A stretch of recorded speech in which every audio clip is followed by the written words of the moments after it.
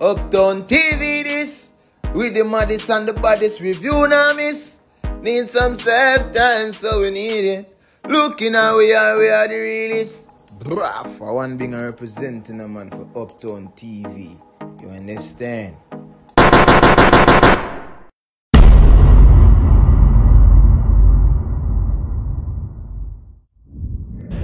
I would have fet no tag ban, kaki fu ad in fi, mengus tianta antana, highly a maskan, Leslie. In the name of the African ancestors who began the march of humankind in the womb of Mother Africa, we ask these ancestors to be with us, to strengthen us, and give us a vision for the future.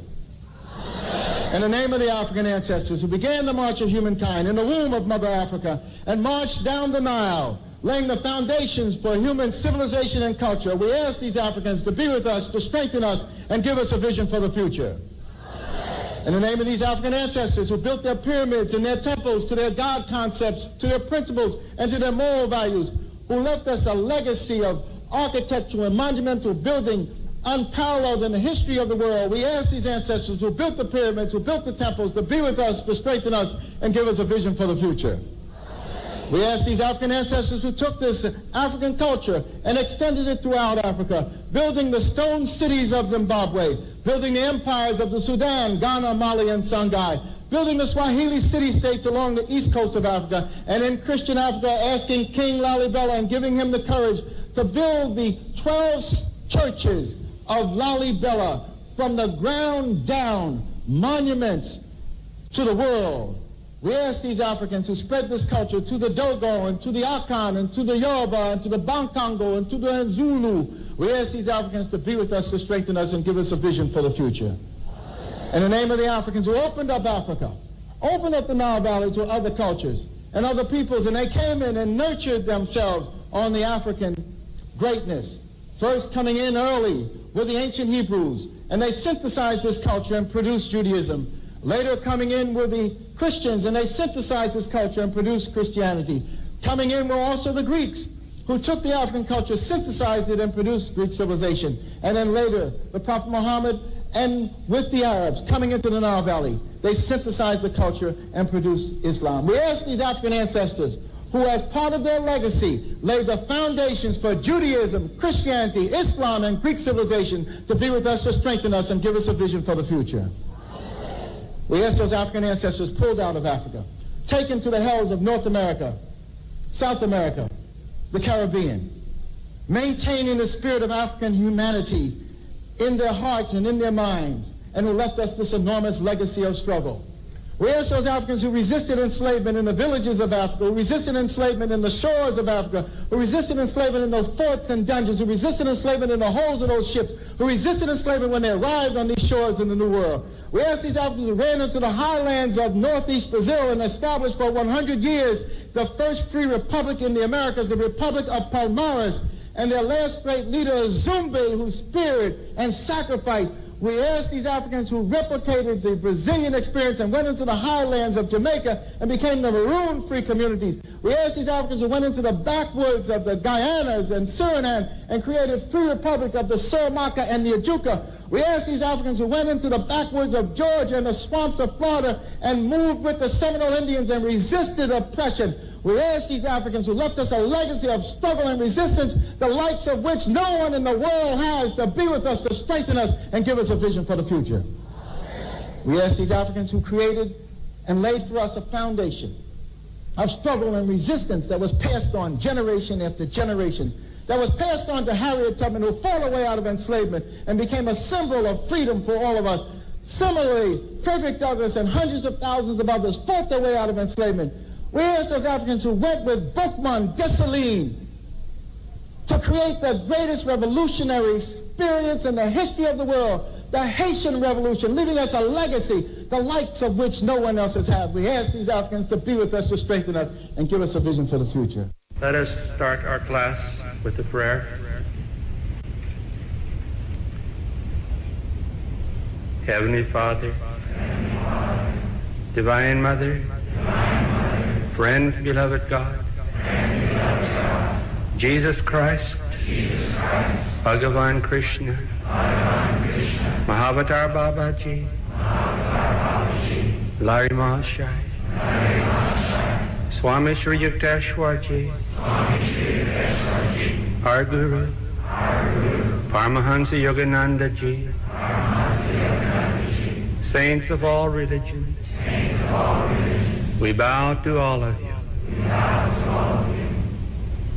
Heavenly Father, Divine Mother, great Gurus, receive our love, receive our desire to love you more, to attune our hearts and minds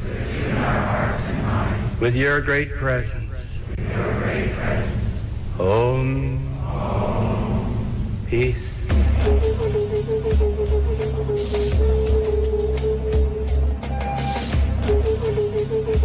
Speak truth to the people. To identify the enemy is to free the mind.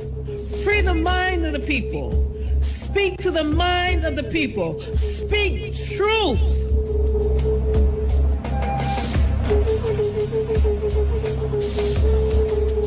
Hide nothing from the masses of the people. Tell no lies. Expose lies whenever they are told. Mask no difficulties, mistakes, failures. Claim no easy victory. When we lose our African connection, we lose our world connection. When we disconnect ourselves from Africa, we cease to be a world people.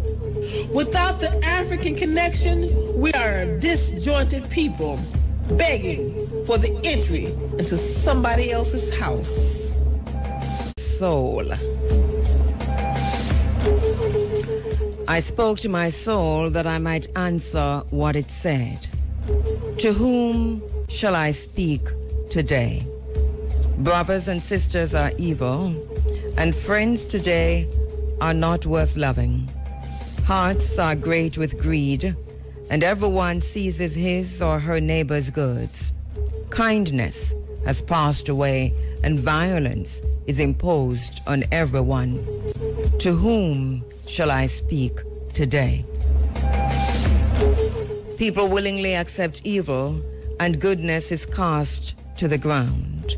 And everywhere, those who should enrage people by their wrongdoing make them laugh at their evil deeds.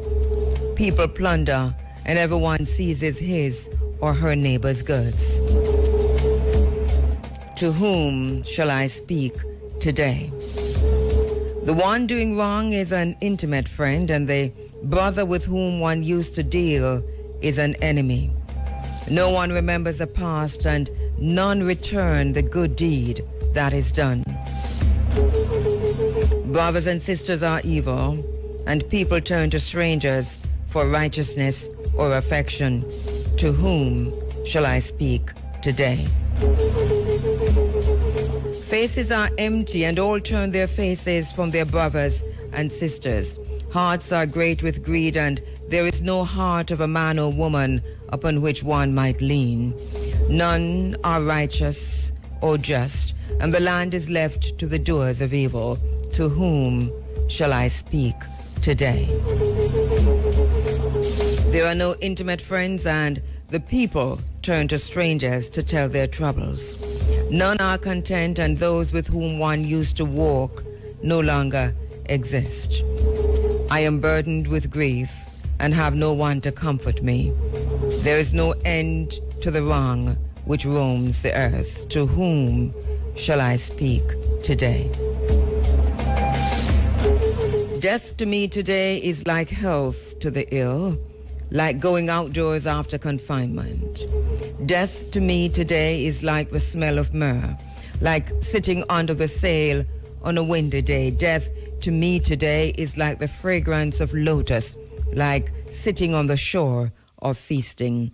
Death to me today is like a well-trodden way, like returning home from war. Death to me today is like the clearing up of clouds from the sky, like a person discovering that which was unknown. Death to me today is like longing to see home after spending many years in captivity. To whom shall I speak today? Surely, one who reaches the beyond will be a living God, punishing the offenses of the wrongdoer. Surely, one who reaches the beyond will be one who stands in the sunbark of Ra, causing abundant gifts to be given to the temples. Surely, one who reaches the beyond will be considered wise and will not be prevented from appealing to Ra when he or she speaks. To whom shall I speak today? From the Hosea, from the book of Dialogue with the Soul, the Hosea, the sacred writings of ancient Kemet, ancient Egypt. The oldest known text there is, oldest than all them other ones. I acknowledge my ancestors upon whose shoulders I stand. I acknowledge my ancestors, the ones who came before and are still here. I acknowledge my ancestors, the celestial guardians of the great civilizations. I acknowledge Herakti, Ra Herakti, Amenhotep II, who first called the Great Sphinx by its two names, Harem-Akhet and Herakti. I acknowledge Queen Tai, who dedicated a stele to the Sphinx, which she placed in a temple built by her husband near the great statue. Everything which is coming forth before Atum Herakti. I acknowledge Horus of the two horizons, Horus of the rising and setting sun of the east and of the sunrise, reborn in the eastern skies as Herakti. I acknowledge my ancestors upon whose shoulders I stand. I acknowledge Harem-Akhet Khepri Ra Atum. I acknowledge the high priestess Tutu, Tutu, wife of Ani, Tutu, the cense-drum bearer, and Hatshepsut, greatest female warrior of all times. I acknowledge my ancestors upon whose shoulders I stand. I acknowledge my ancestors who resisted and took freedom. And in the words of Bookman Duty, Dessalines, Cecile Fatiman, and them, liberty or death. I acknowledge my ancestors upon whose shoulders I stand. To speak the names of the ancestors is to make them live again. Speak the names of your ancestors. In the words of Dr. Ben Yakanan, when your God and your Savior look like your master and your enslaver, you become the principal agent in your destruction. I am African. In the words of Asajja for Dr. Kwame Nkrumah, I am African not because I was born in Africa. I am African because Africa was born in me. When we lose our African connection, we lose our royal connection. When we disconnect ourselves from Africa, we cease to be a world people. Without the African connection, we are a disjointed people begging for the entry into somebody else's house. What a week, what a week, what a week that we've just come out of. On a very, very serious note, we are seeing evil personified. Many people are not able to deal with it. There are many who are suffering from post-traumatic stress disorder. Many who are barely able to cope. And I'm talking specifically about the onslaught, the wars. And you can't even call these wars. It's just a vicious onslaught of the powerful against the powerless. They call it war, but it's not a war. It's not a war. So we see evil personified in people like Netanyahu. That's evil. And he went to the United Nations because, you know, they had the United Nations General Assembly all of last week. And when he took the podium, it reminded me of what Hugo Chavez said when he spoke after George W. Bush, many years ago at the United Nations, and he made a sign of the cross and he kissed his fingers, and he said, the devil was here. I can still smell the sulfur.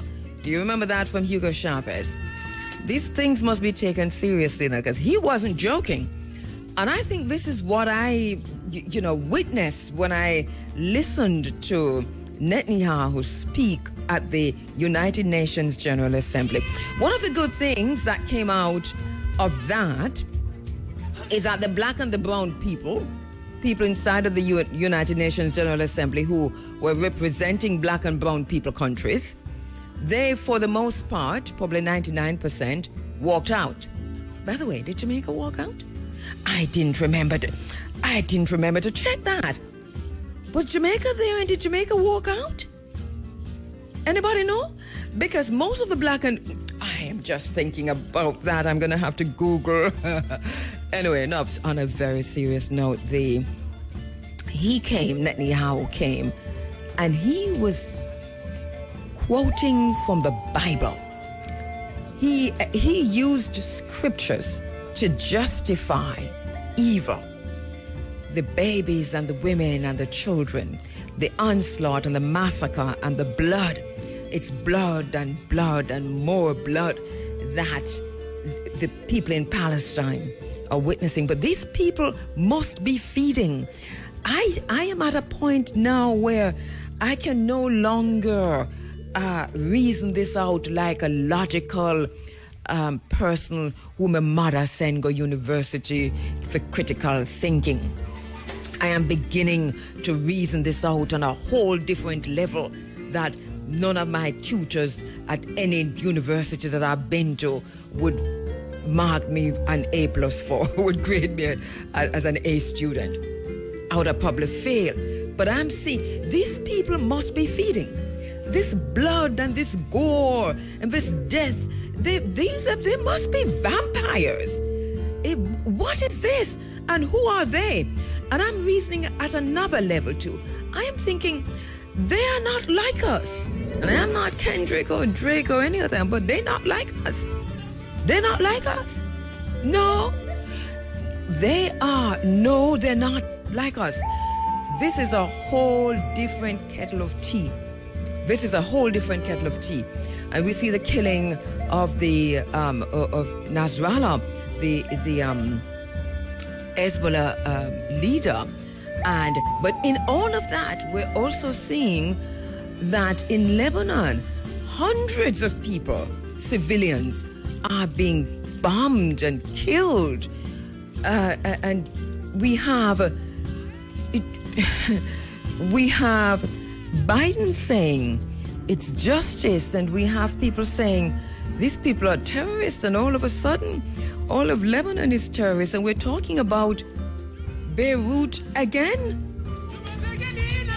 Remember a time when Beirut was synonymous with wars,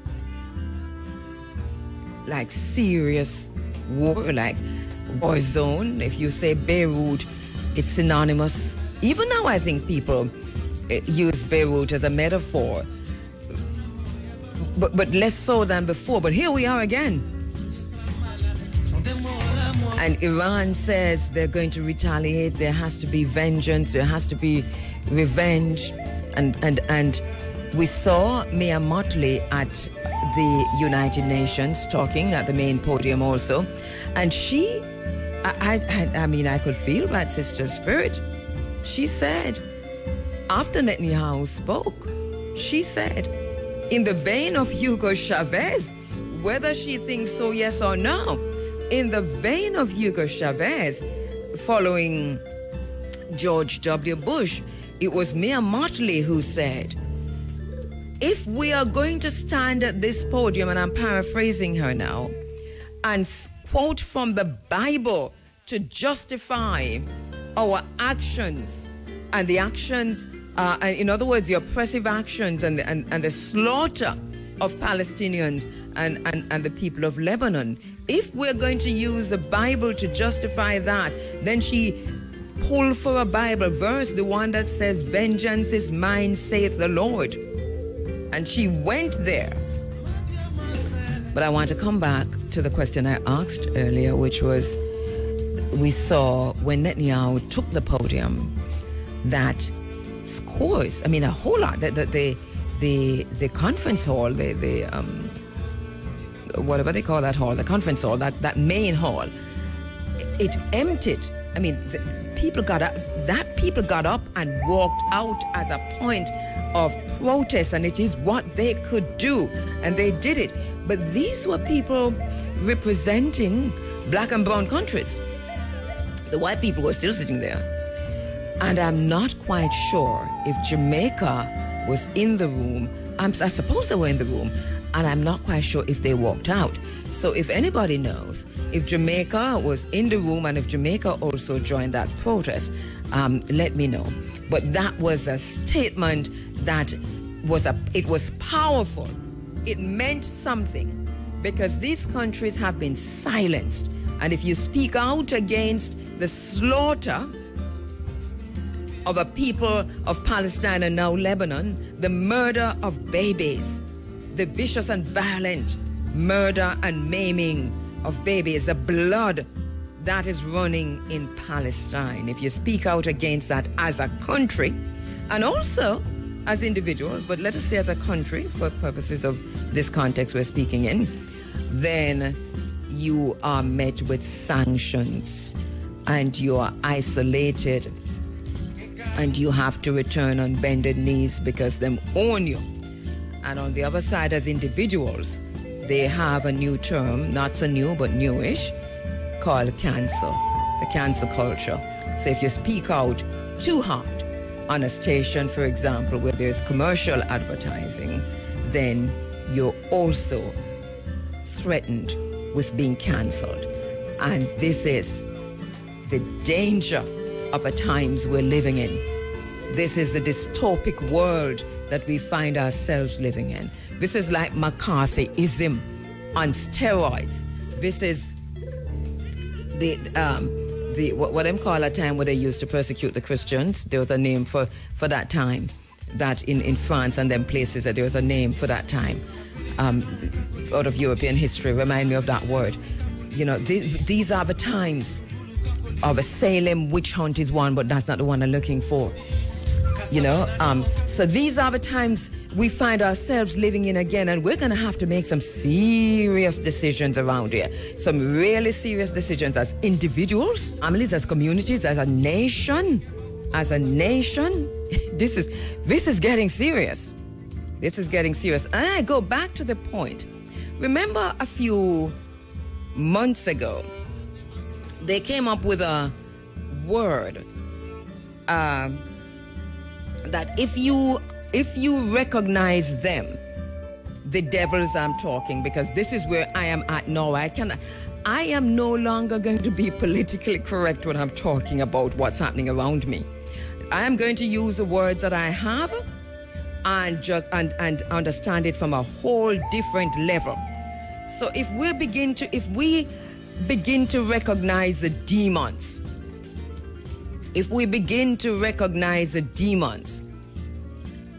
then they diagnose us, those of us who can see the demons.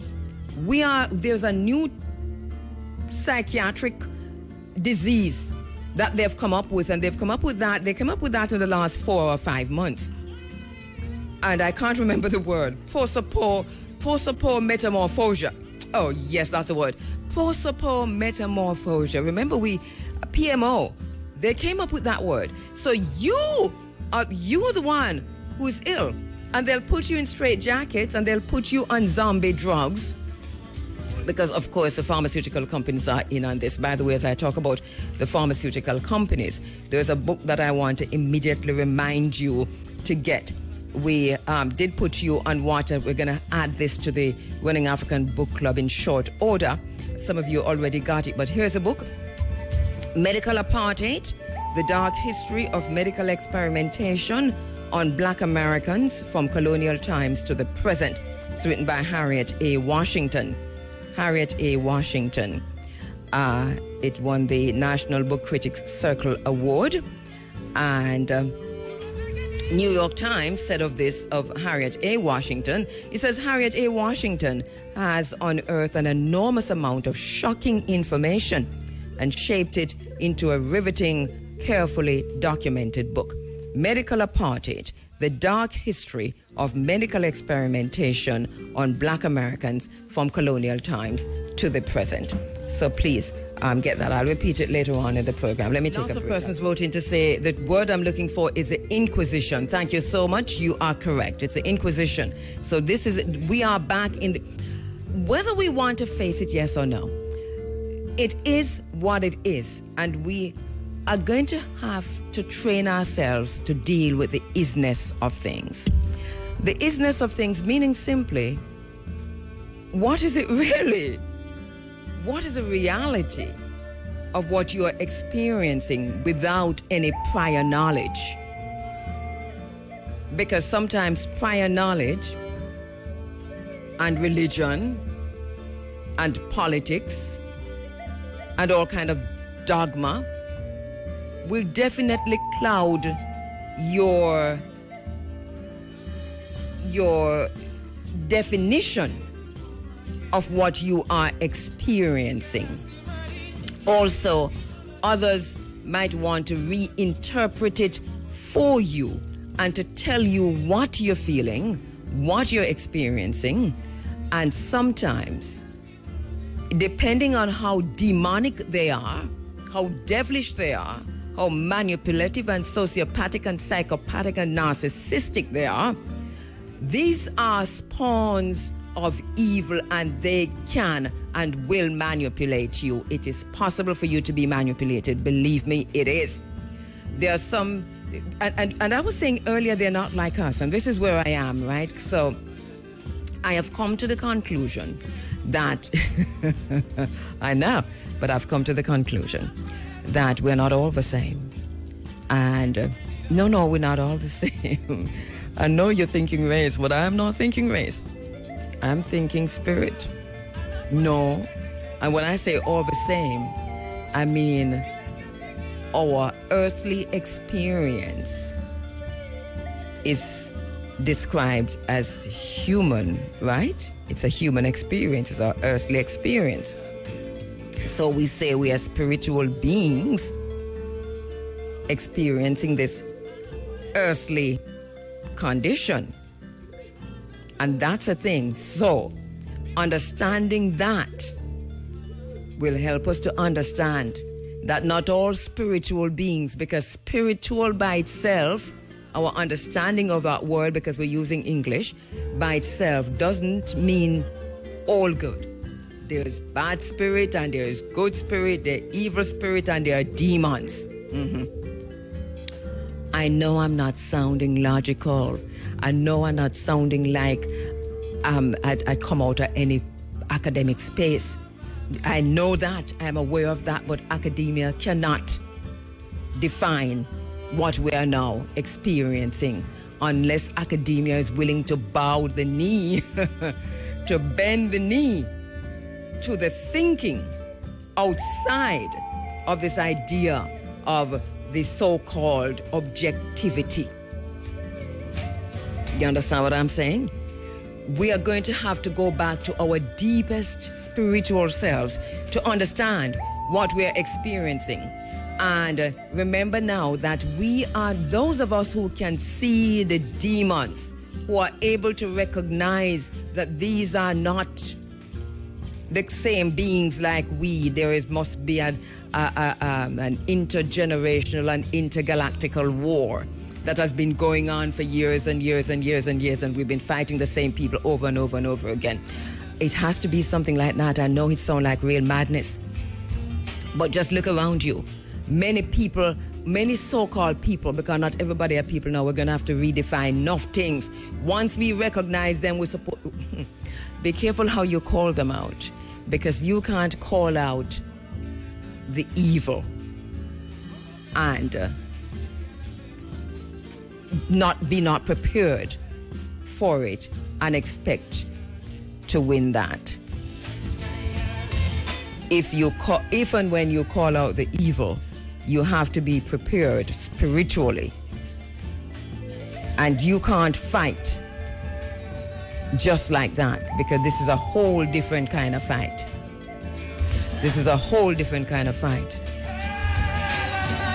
And this is what I am coming to this space with this morning. After many moons of trying to figure it out, of trying to understand it. These people they are now showing themselves. We're in a time when they are openly showing themselves. And once you recognize who they are, then you also have a responsibility to either pull away, take care of yourself and your family, or if you're ready to fight, then it's a whole different thing. Don't fight alone. If you are strong, you have justice on your side. If you're weak, you're at the mercy of the dispenser of justice. It's the words of Mwalimu Marcus Messiah Garvey. If you are strong, you have justice on your side. If you are weak, you are at the mercy of the dispenser of justice. We the people, we have and we are experiencing a dispensation post-truth, post-justice, post-ethics, post-morality, and we are at the mercy of the dispenser of values and principles and justice, but it is their own interpretation of what those are.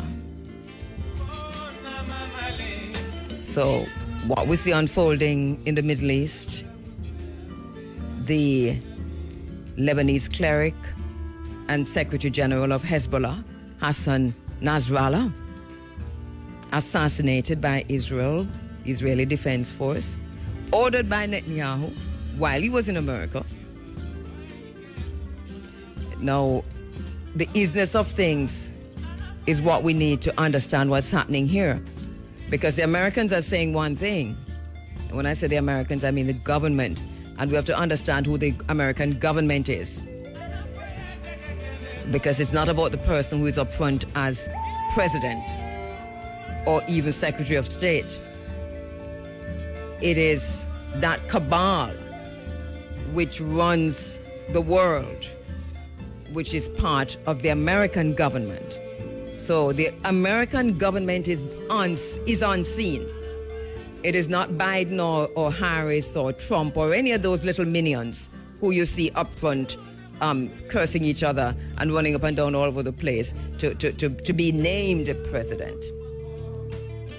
Position of president in America is not a powerful position. They're lying.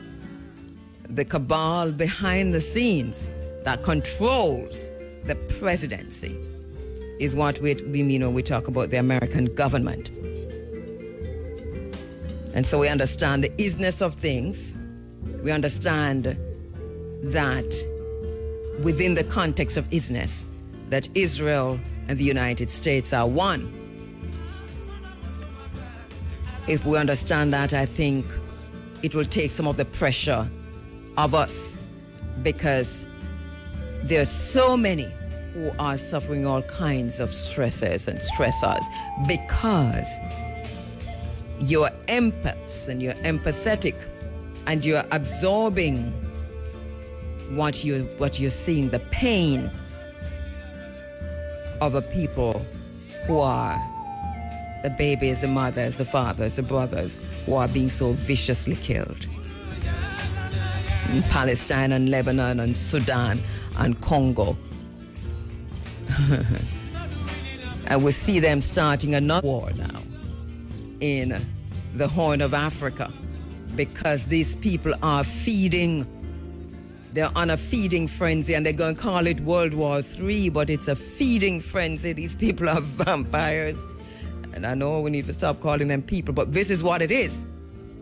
So now we see where, you know, the manipulation of Egypt was now gone into the race. And remember, Egypt is properly manipulated by Israel, controlled by Israel, regardless of how you see it and what you think. Look at the decisions that Egypt continue to make. Also, look at the decision that Saudi Arabia is making. This whole system is on its head, and it's the isness of things if we understand this, you know, the isness of things. All right, so we see what's happening in the Horn of Africa. So we see Somalia, Eritrea, Ethiopia, and Somaliland. I told you a few months ago and a few weeks ago also that Somaliland was important.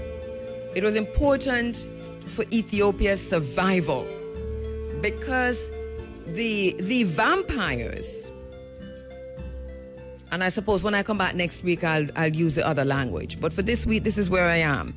This is where my spirit is, and my spirit is troubled. So the vampires have been trying for the longest while to subdue Ethiopia, and they have failed. This is a war that they have taken to Ethiopia time and time and time and time again, to the point that they've even rained mustard gas on Ethiopia in trying to control this very spiritual part of the world. Ethiopia is a seat of the highest spiritual seat in the world. Ethiopia is situated in a place and at such a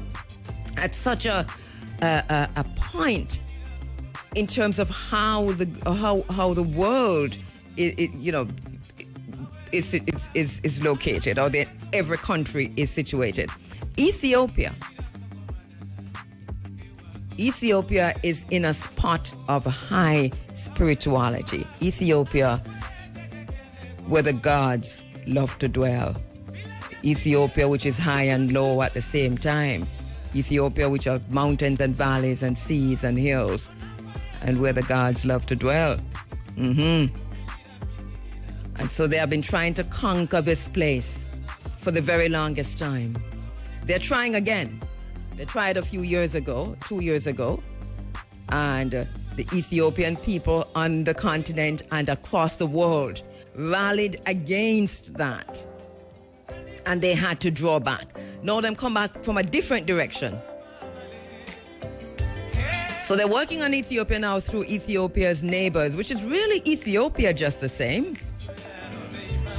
Eritrea, which they managed to siphon off from Ethiopia a few decades ago.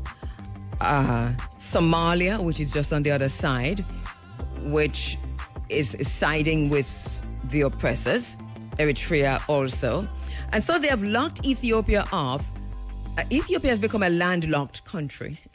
This is basically what is happening with Ethiopia, because they want to starve and to squeeze and to strangle Ethiopia to death. So we're looking at this. Somaliland opens into the sea. Look at your maps. Get your maps out. Look at Ethiopia. Look at Somaliland. And Somaliland is you see how they describe this place, Somaliland. They say it's no man's land. It's no man's territory. It has no central government. It is not considered a country. Somaliland is existing there.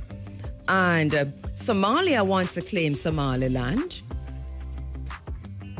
but are not able to do so, and haven't been able to do so for the very longest while. And the history of that is important, so we can talk about that another time. And then, if you look on the other side of that, you see Ethiopia.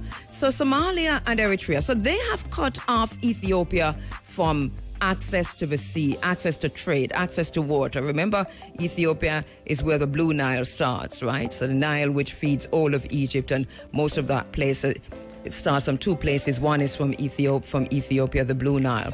The Nile is a Nile, but the Nile is not the sea, right? So for trade and trading purposes, Ethiopia needs access to the sea. So so they got to Somalia. They have been strangling Ethiopia, or trying to strangle Ethiopia through Somalia. Somalia has cut off access to Ethiopia because they're doing the bidding of the vampires. And now Ethiopia and Somaliland have entered into an agreement And here comes Egypt. Here comes Egypt from all the way over there, sir, to interfere in that. And there is a war that's set up like rain. You know when the place get dark and you have to turn on light in your house and it is broad daylight? That is the situation in the Horn of Africa right now. All because they want to strangle Ethiopia and to own Ethiopia because of what Ethiopia is, what Ethiopia represents. Let us be aware of that.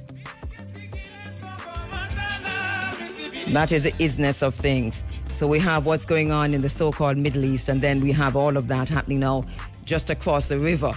It's just across the waters, you know. Look at your maps again. These people are up to something. They're calling it World War III. That's what they are leading up to, for whatever reason. Because they're also warmongers, these vampires. So we're hearing that the strike that killed Nasrallah targeted a densely populated area, killing at least 33 people the last count we had and wounding 195. And so far we're hearing that 1 million persons have been displaced. This is now in Lebanon.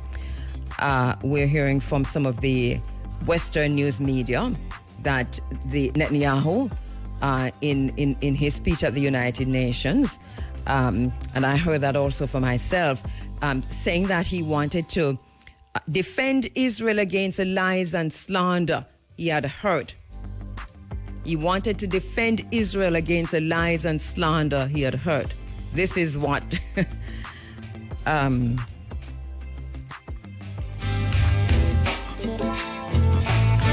he said, that he had gone to the United Nations to speak for, and let me quote him, to speak for my country, to speak for the truth. So I said earlier that we're in a post-truth age. And I've said this many times on this program over the last few months, last 2 or 3 years actually, that we're in a post-truth age. And because we're in a post-truth age, we have a responsibility to hold on to our truth. I'm going to come back to that. Let me take a quick break. And we turn the other cheek until we die. But if we would ask, what would Jesus do at the point of being so frustrated and overwhelmed with injustice and oppression and all of that, there are enough scriptures to tell us what to do, from turning over the gambling tables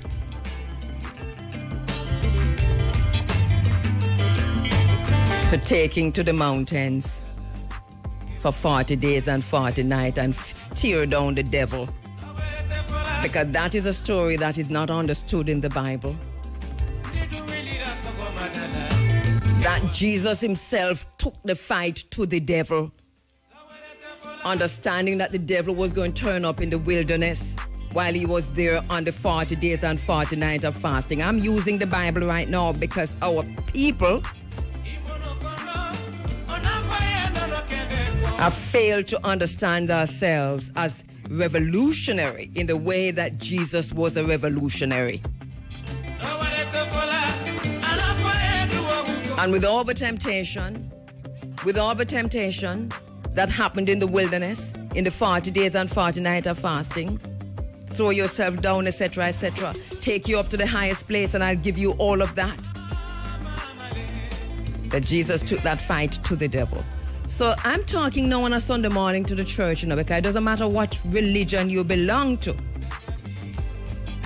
The very idea of how so many of these religions were formed, they came out of, and I'm talking about the original Christianity, for example, the fight against oppression and injustice. When did we become so passive? Of the world and the developed countries who are enjoying their posh lifestyles in this neoliberal agenda through the exploitation of labor and the environment, and who are determined to maintain that standard of living. They have no time to be concerned with justice and morality. They have already sold their souls to the devil. They are, in fact, the demons we're talking about. How does, if as a Christian nation, for example, and a religious and a spiritual nation, you believe that God, the Creator, acts through you as a human being, then how does devil, Satan, act? It's through what?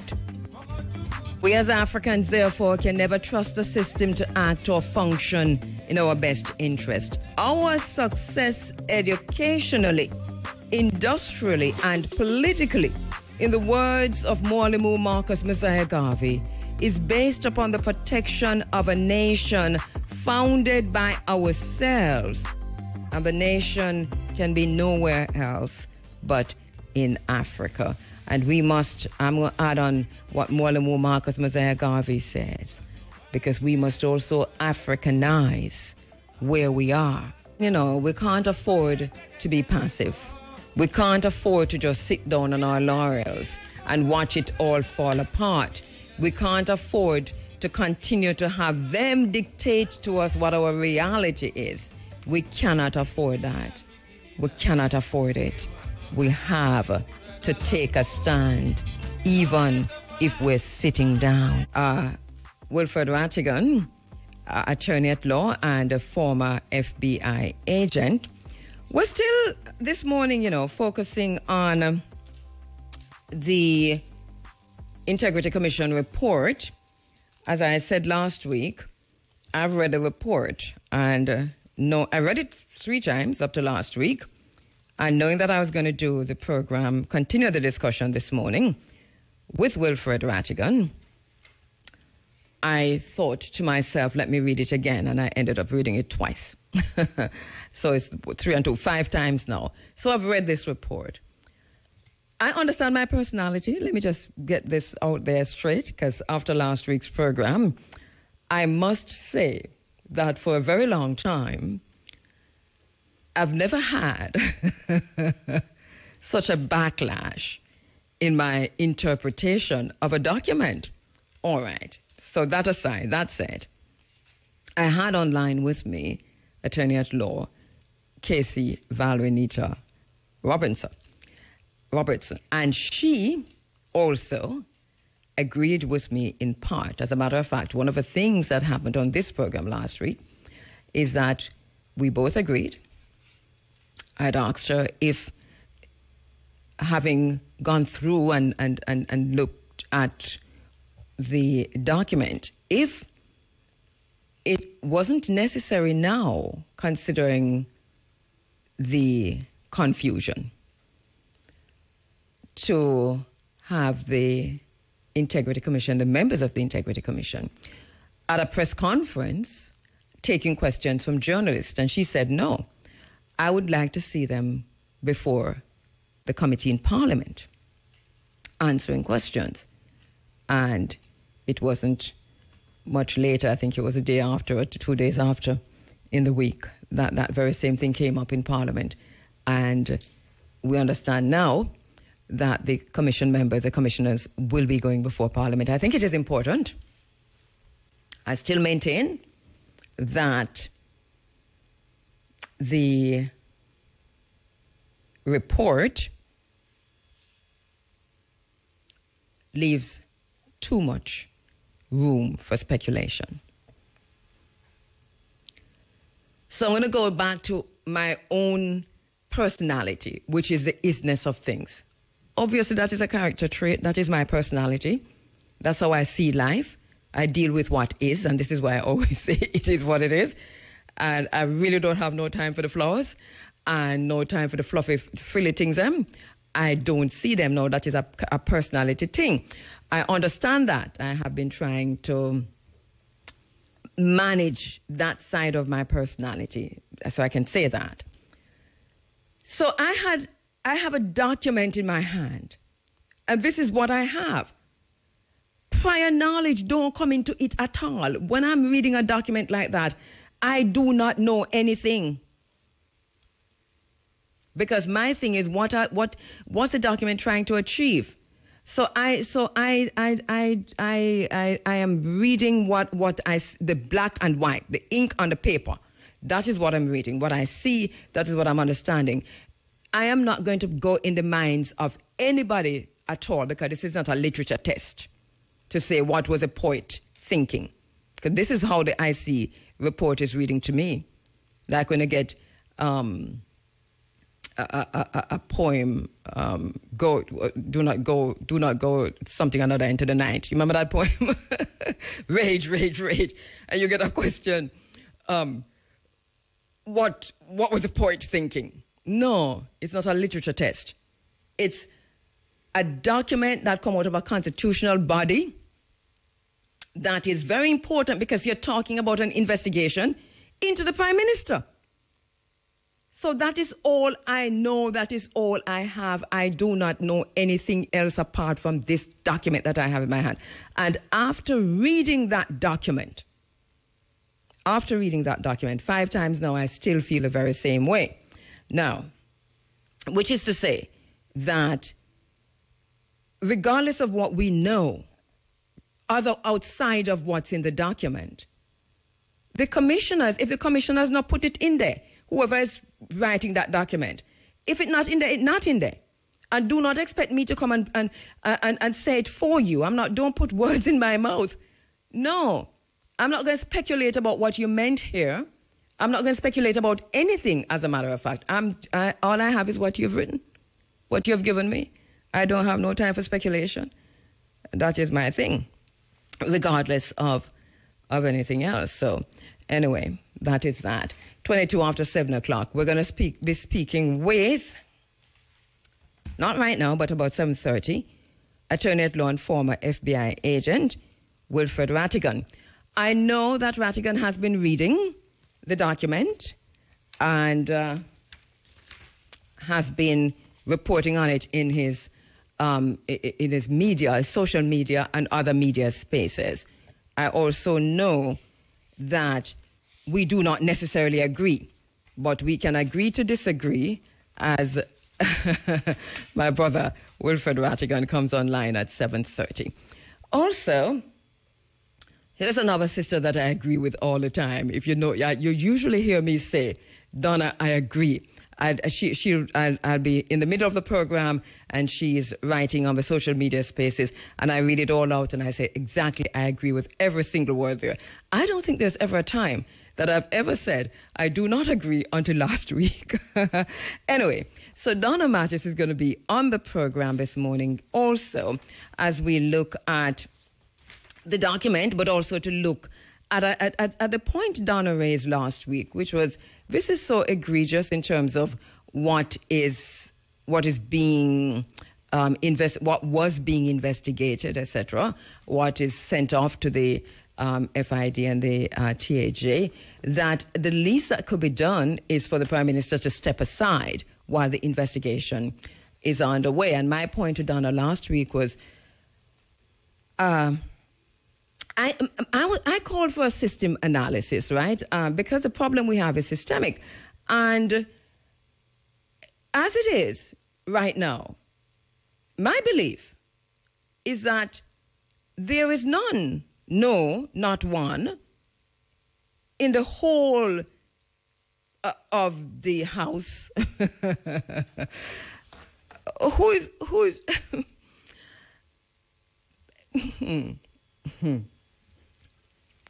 24 minutes after 7 o'clock. Corruption, is corruption around Jamaica? Corruption is in every single nook and cranny. Corruption is a fabric that makes up Jamaica. So if you pull a thread, know which thread you pull, because if you pull it, the whole thing is going to unravel. Before we unravel the thing, I think we must analyze the thing.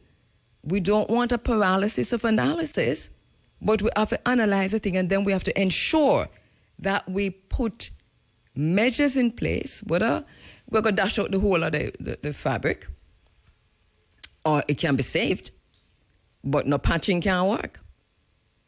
So can constitutional reform work? How can we ensure through the Constitution that we make space for anti-corruption laws?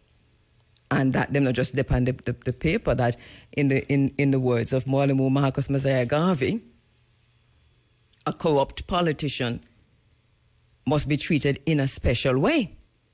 But let's put those laws in place.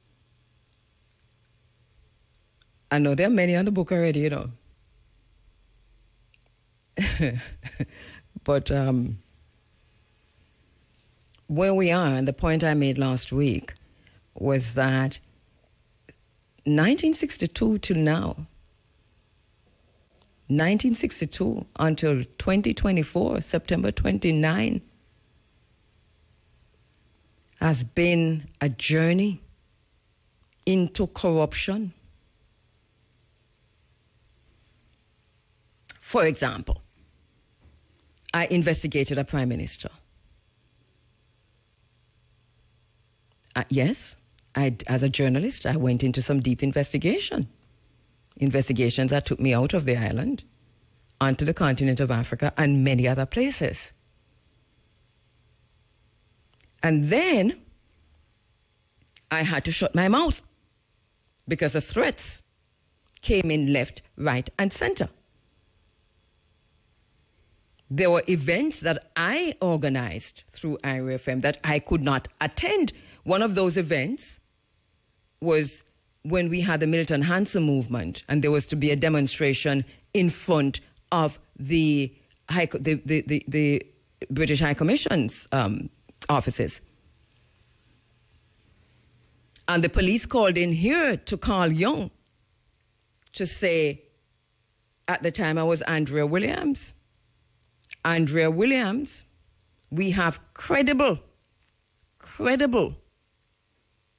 information. There's a credible threat on her life.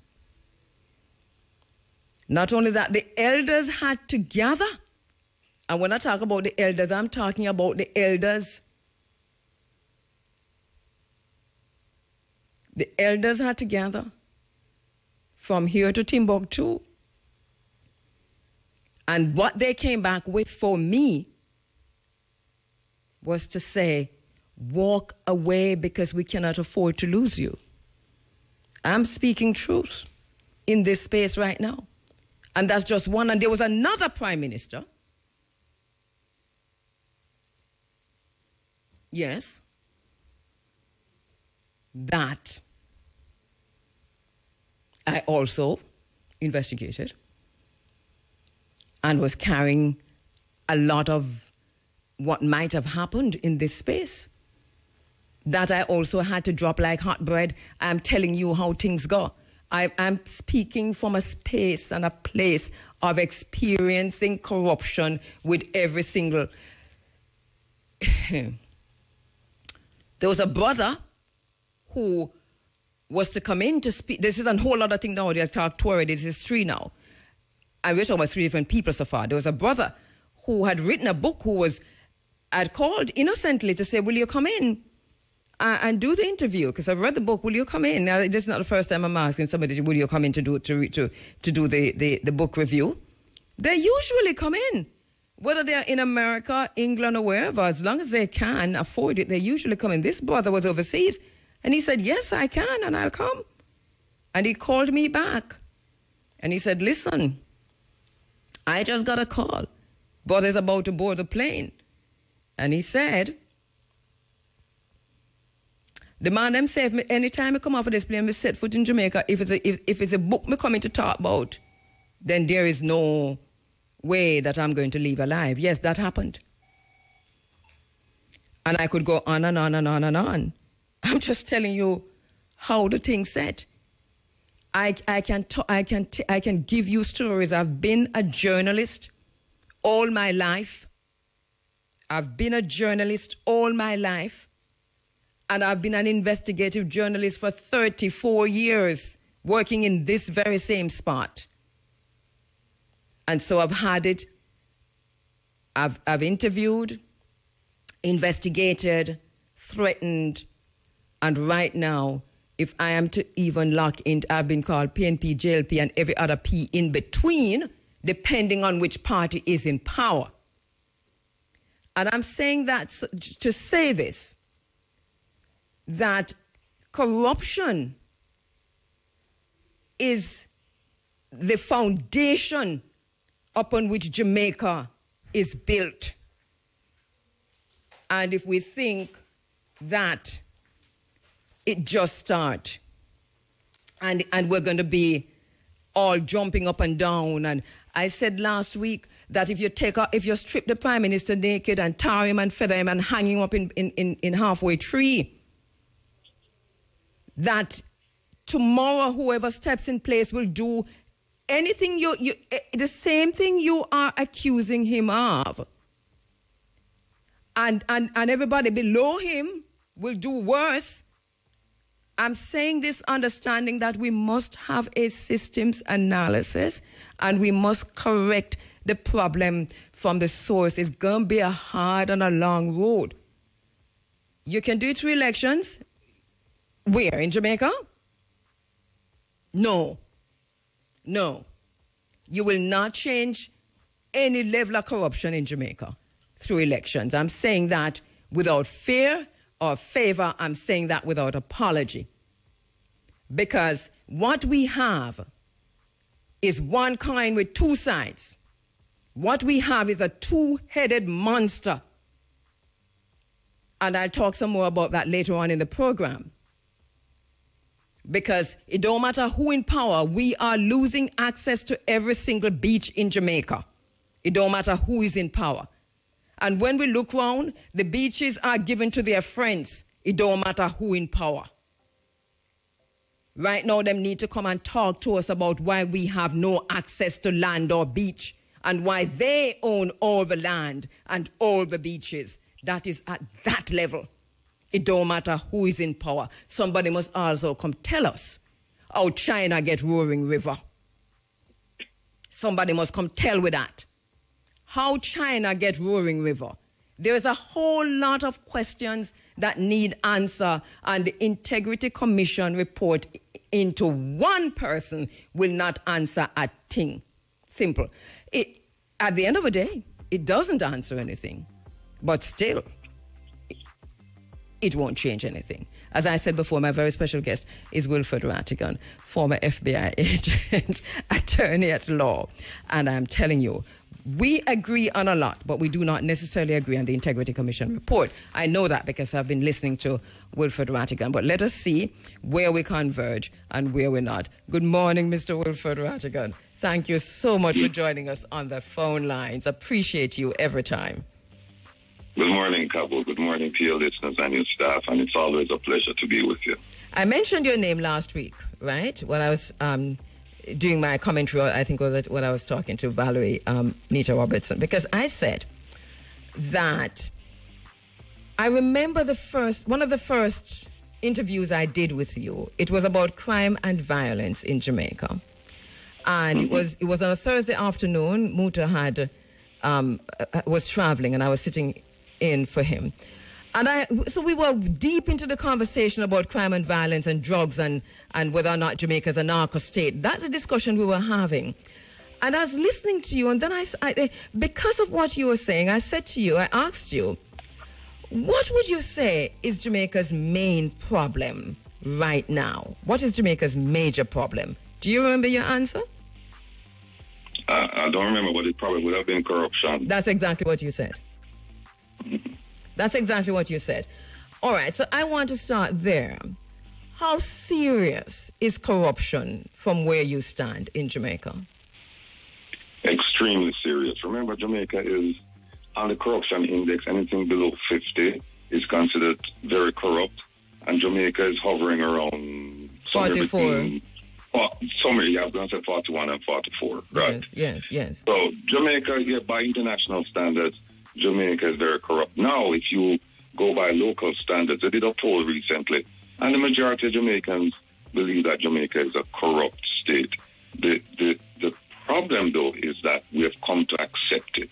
All right. And therein lies the problem. Yes, we've come to it. It's normalized. It is normalized, and that is a very serious problem because here's the thing: we have generations who know nothing else. Generation millennials and Gen Zs and Gen Alphas and some Gen Xs know nothing. I'm talking about people born in the late 60s and the 70s. Know nothing all the way down to now, other than the kind of corruption that we're experiencing right now. So this is normal for them. How dangerous is that to nation building? It's very detrimental to nation building when you have a segment of your population, a large segment of your population, that they know nothing else. This is what they've come up into. And I was listening to you a while ago, and you were saying it doesn't matter who's in power, because corruption is baked into the cake, and we're all eating. So it's going to be difficult.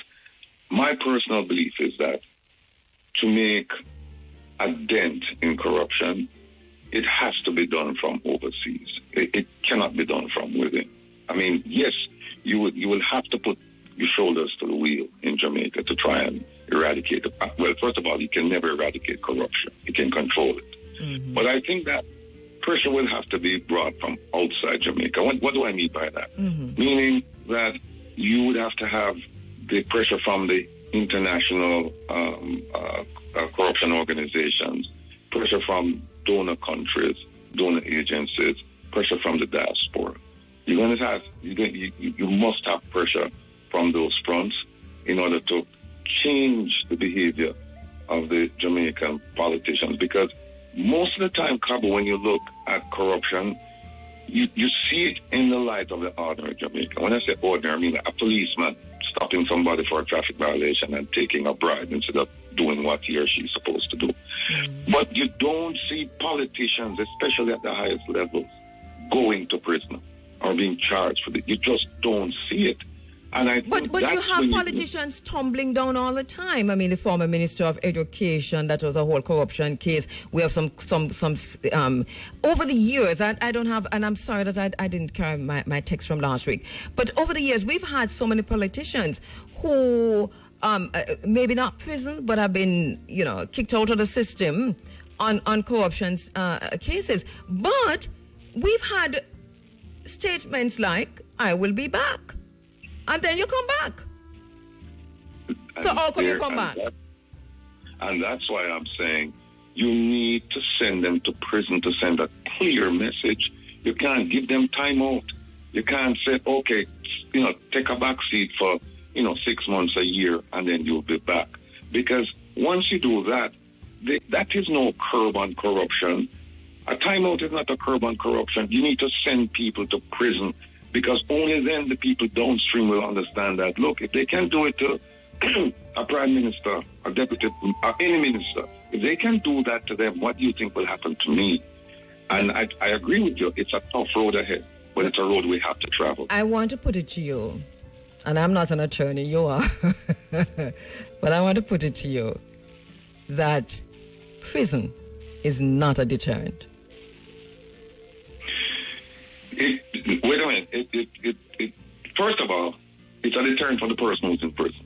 Because if you're in prison, you can't. It's for the person, but not for the wider system, not for the next politician. But here's the thing: because it hasn't happened in Jamaica for such a long time, a politician going to prison, I think you're going to send a clear signal. And then when you have the international organizations and foreign countries applying the pressure, applying the pressure in conjunction with the judiciary in Jamaica doing its job, I think you're gonna see changes. What about changes to the system? Because we just agreed, that the system facilitates corruption. So to some degree, yes. You're going to have to make some changes in the system. You're going to have to make some changes with the Integrity Commission. You're going to have to make changes over there. We need people with a stiff spine over there. Because you can't tell me, I'll give you a quick example. You cannot tell me that the Prime Minister is on the investigation for illicit enrichment and for knowingly providing false information. And then when you ask him for information to clear up the situation, him tell you not give the information, and all you do, you put that in your report. Well, when you have at least 7 sections, you have 7. Is Wilfred Rattigan, attorney at law and former FBI agent. A little bit more about Mr. Rattigan. He is a premier, high-achieving and experienced former federal law enforcement officer, security expert with specialized knowledge and experience in the full spectrum of diplomatic relations, private industry/government, agency collaboration and law enforcement tactics, training and strategies. He's adept at dealing with highly challenging law enforcement security situations involving international conflict and crisis management. He's a strategic advisor with significant experience in leading large-scale complex investigations and security forces operations. He delivers improvements for personal performance through effective leadership, training, and management. And he applies a creative approach to current and emerging trends. He's an experienced attorney and legal instructor with emphasis on government consultancy, administrative matters, real estate, immigration, criminal law, and criminal and law enforcement issues. So he's very qualified. Is overqualified to be on the program. Mr. Rattigan, I know you have, how many times did you read the report? The Integrity Commission report? I've gone over it 3 times already. Yeah. And not just the 117-page report, but also the prosecutor's report, which is about 16 pages. Yes. And then the special report, 2 pages. Yes. And I'm going to send our listeners also to your YouTube channel, because you have broken down, you spent time, hours, I think, breaking down the report and analyzing the report for a wider audience. So you are on YouTube at Reason with Rattigan. Reason with Rattigan. All right, what are the major, because you mentioned one earlier, but what would you say are the major points coming out of the report? Major points. One, the Prime Minister lied. And these are not my words. I mean, I'm just paraphrasing what the investigator, the director of investigation said in his report. So the Prime Minister lied. There are issues regarding a bond, a $94,000 bond. There are issues regarding conflict of interest. There are issues regarding his affiliation and interaction with 5 companies. There are issues concerning the bank accounts. There are issues concerning the illicit enrichment in and of itself. There are issues concerning a loan made by Barita to the Prime Minister. There are issues abounding in this report. And when you say issues, has the report identified what those issues are? Yes, the report does, but it's a very tedious reading, because it's not in a format that's, I should say, reader friendly. So if you don't have the patience to go through some of the way it's structured, then you're not going to complete the report. I want to start one place where I know that the report laid out clearly what the issue was. The issue, and you mentioned it, conflict of interest, for example, with the with a business partner of the Prime Minister. The business partner is named, I think the surname is Brown. I hope I'm not wrong. That's my recollection.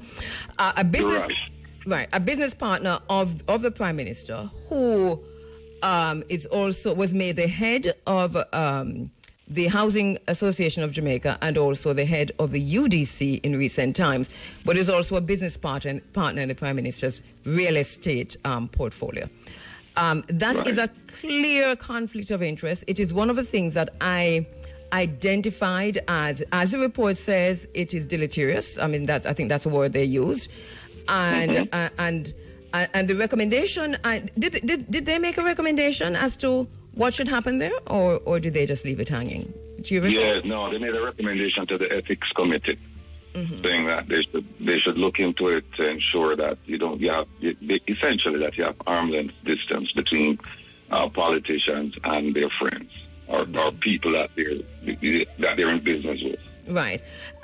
So that to me is very, very clear. That is a conflict of interest. Ethically and morally, that is wrong. Whether legally is another issue, and we can have a conversation about that later on. Now, on the other things, though, regarding the bank accounts, for example, numerous bank accounts. How many? 28 or more? 28. 28. So what is the issue with the bank account from your reading of the report? With the bank accounts, first of all, he didn't identify them. He had 3 opportunities to present these bank accounts, and he didn't. The commission on its own discovered these or received these from Nova Scotia, Bank of Nova Scotia. And with these 4 accounts, there were 2 of them were owned by his mom, and he was a joint holder. There's one with his father, he was a joint holder. And there's one with a lady from his constituency, where he was identified as was this person identified within the report? I don't recall this person being identified as a lady from his constituency in the report, though. Did you do further investigation and find that out? Yeah, we know who she is. Yeah, so Mr. Rattigan, remember, say you're an attorney, and we work at a commercial station. I know. So let us keep it. This is why I say the isness of things, right? Because as far as I'm concerned in reading the report, no prior knowledge. For me, it's no prior knowledge. And this is what we do as investigative journalists. This is how I was trained. No prior knowledge. I just come to the thing and read the thing. What is there is what is there. So the point I want to make with the bank account, though, were you satisfied in reading through, or to what extent were you satisfied or not, in reading through the excuses or the reasons that the Prime Minister gave for not identifying some of those accounts? For example, the one with the woman who we're not quite sure where she's from, the other one with his parents, and I think there was a second one without his parents. You know what? KABU, yes. I'm looking at the report right now, and she was identified on page 41 of the report. Her name is Elizabeth Reed. But it doesn't say where she's from or who she is. I have an auntie named Elizabeth Reed, I mean, no, it says not she. It says BNS, and I'm quoting from the report. It says BNS account 142 is primarily held by Elizabeth Reed, this is the Prime Minister's answer to the question. Okay, that's the answer, yes. Yeah, and he said it's primarily held by Elizabeth Reed, who worked in my constituency office more than 20 years ago. My recollection is that I had encouraged her to open a bank account through which her wages could be paid online. I do not recall the circumstances in which my name was added to her account. Right, so he said who worked in more than 20 years ago, so she's no longer in the constituency, according to the Prime Minister's response, and we take it at face value. What is the issue there, Mr. Rattigan? I am not, pardon me for not getting it. I know the speculations that can arise, okay?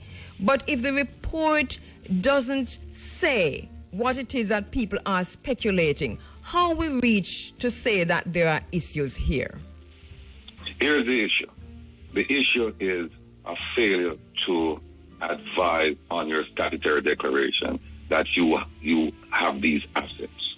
And when they, in their definition of assets, you don't have to own it. As long as you're on the bank account, then you're supposed to report that, because you can see where there could be issues with. Is it unusual? It is, considering the accounts, is it something unusual forensically for these minor accounts, your father, and I'm saying minor because that's how it sounds, even in terms of the monies that later on, because their figures, I mean, the report has later on a whole table or tables referring back to the bank accounts. So would that be unusual, do you think? Do you think it is a proper an oversight that could have happened?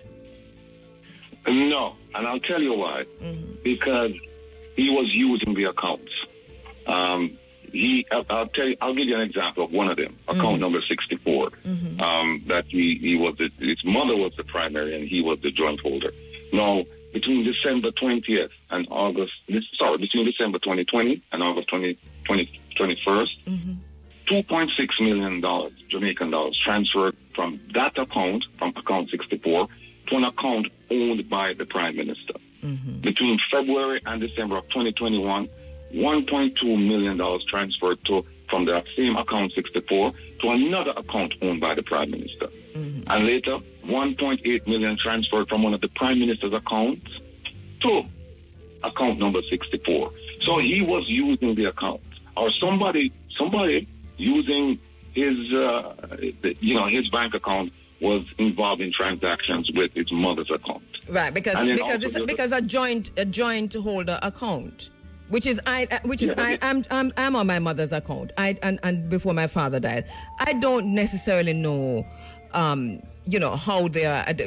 I don't police their account. This is the point I'm making. No. This is why I'm asking, how unusual would this be for the Prime Minister? No, but the issue is not policing the account. The issue is reporting the account. Yes, I understand. The issue is that you're on the account, right? And so report it.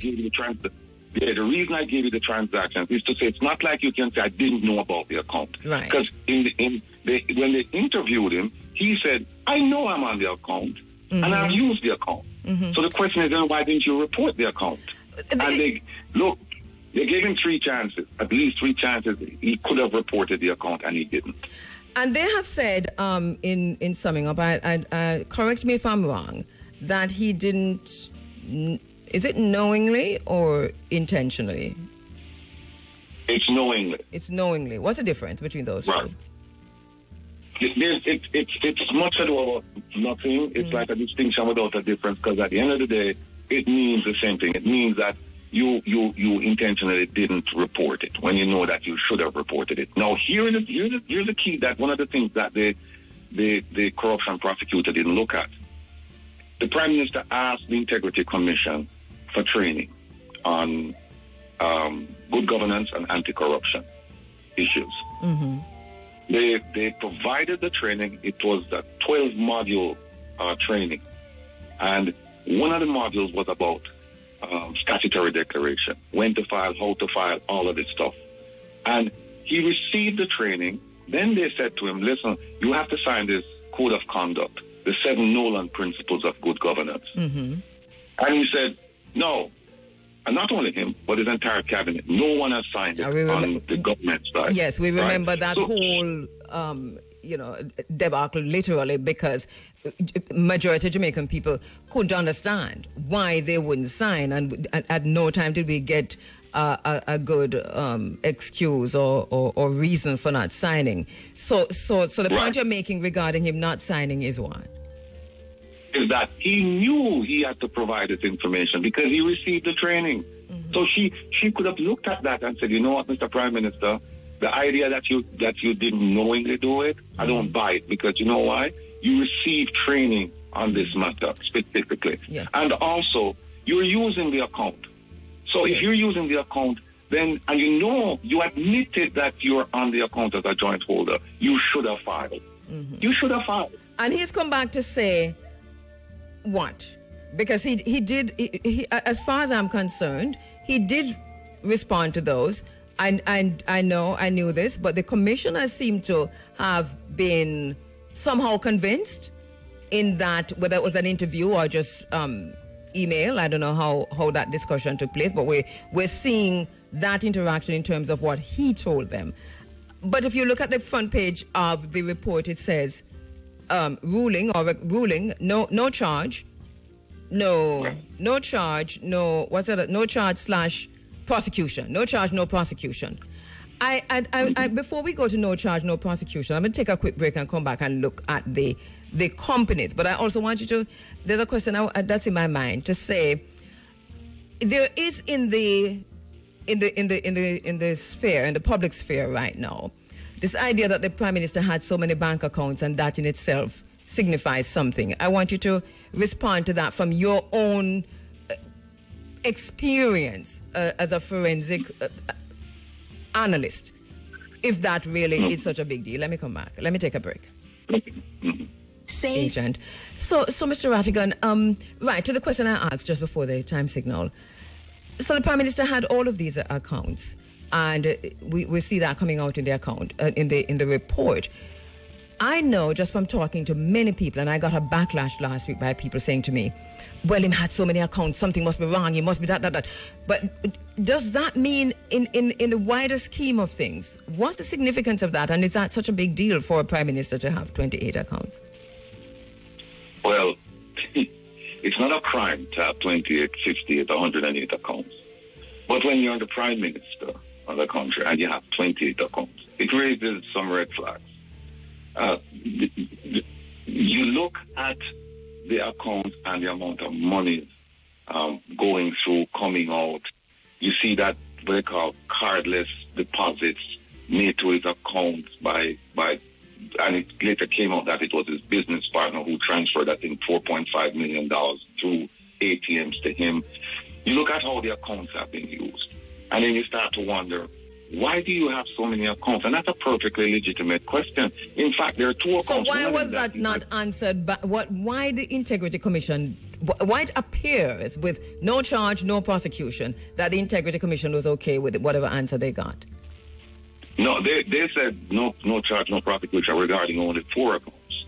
The four Nova Scotia bank accounts, not the entire the 28, just the 4 that he should have reported, and he did not report.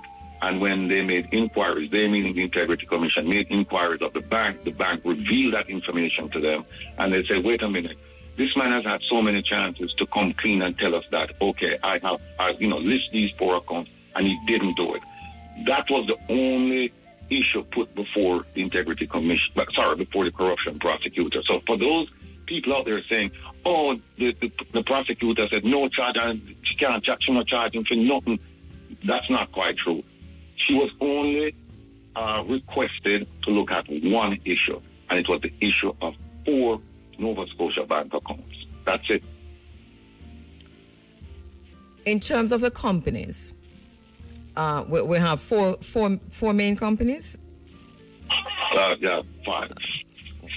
What's the issue arising from those? Because you identify those also as having issues there. Yes.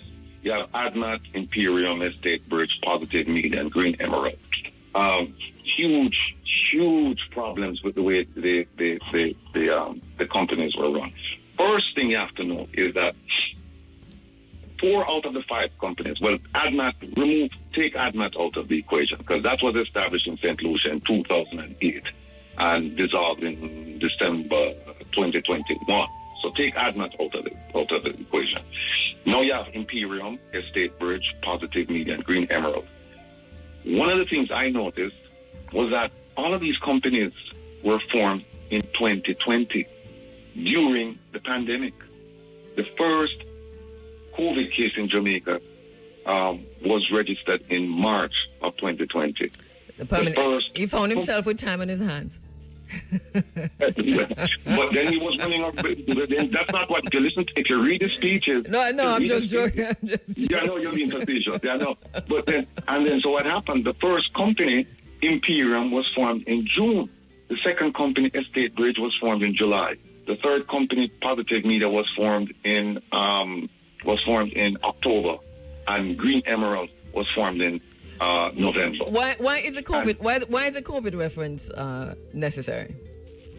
It's necessary because, first of all, our Prime Minister, and by the way, let me just make it clear that Green Emerald is not a director or a part of Green Emerald. Green Emerald is connected to Green Emerald in the sense that Green Emerald is a company formed in the middle of the ghetto in a Cockburn, Penpa, Anderson Avenue. And Green Emerald was lending the Prime Minister's Positive Media company $24 million. And the question is... Do we know where that money came from, that loan? That's a very good question. The Integrity Commission did not track the source of that money. They did not. And then here's another one. They have a company called Positive Media. Positive Media, yes. Here's a company called Positive Media. Now, Positive Media started out with 5 million. I do know that company. We're in the media together. Right. Yes. Yeah, started with 5 million. And then Imperium, another company owned by the Prime Minister, provided 2.9 million to Positive Media when it was formed, right? So it's formed in 2020. Is that a problem? No, here's the problem. The following year, Positive Media is lending Imperium, what is it? 46. In 2021, they loaned them 46 million Jamaican dollars and 30,000 US. And then the year after that, they loaned them 20 million Jamaican dollars and 11,000 US. The question is, where did that money come from? Right. So the Integrity Commission was not able to say where that money came from for Positive Media, considering that they at the same time were registering a nil growth, if you will, no profit. So you work with me now, because I'm going from what I read, and I don't have notes in front of me now. I'm talking from my head, to tell you how much I've read this thing and studied, But if you recall, did the IC at any time say where that money came from, where that loan, how Positive Media made its millions to be able to lend to Imperium? Positive Media is claiming that it had the JLP as a client, it had the Prime Minister's constituents as a client, it had a few clients, but we don't say where the money came from. Well, listen, this is where the speculation come from, because for us in the media, and I've spoken to other people in the media about this very thing, because and for me, most this is similar to what we see happening with UDC and HAJ and the Prime Minister's company and his partner, who's the head of these two agencies within the Prime Minister's office. That this is similar to me. Positive Media is reading similar. I won't say much about the ownership. I think people can go look that up if they will. But it appears to me as if there might also be ethical considerations here, and moral, rather than some of what I hear happening in the public sphere, the conclusions that people are drawing. Because these contracts from government to media are not, most times, 9 times out of 10, are some massive contracts. So if they're going from government back to the Prime Minister's company, then that is a serious conflict of interest. Well, here's another serious issue. All of these companies, right, including Green Emerald, they all declared that they made money, or the IC determined that they made money, and not one of them paid taxes. Every single one of them claimed nil taxes. There's a serious tax problem here. When you look at the ordinary Jamaican and say, no, you have to pay your taxes, And then no. Mr. Vatican, you want me to remind you of something? Because I think both of us had this discussion, in one of our, because of many times we talk, There was a Gleaner report.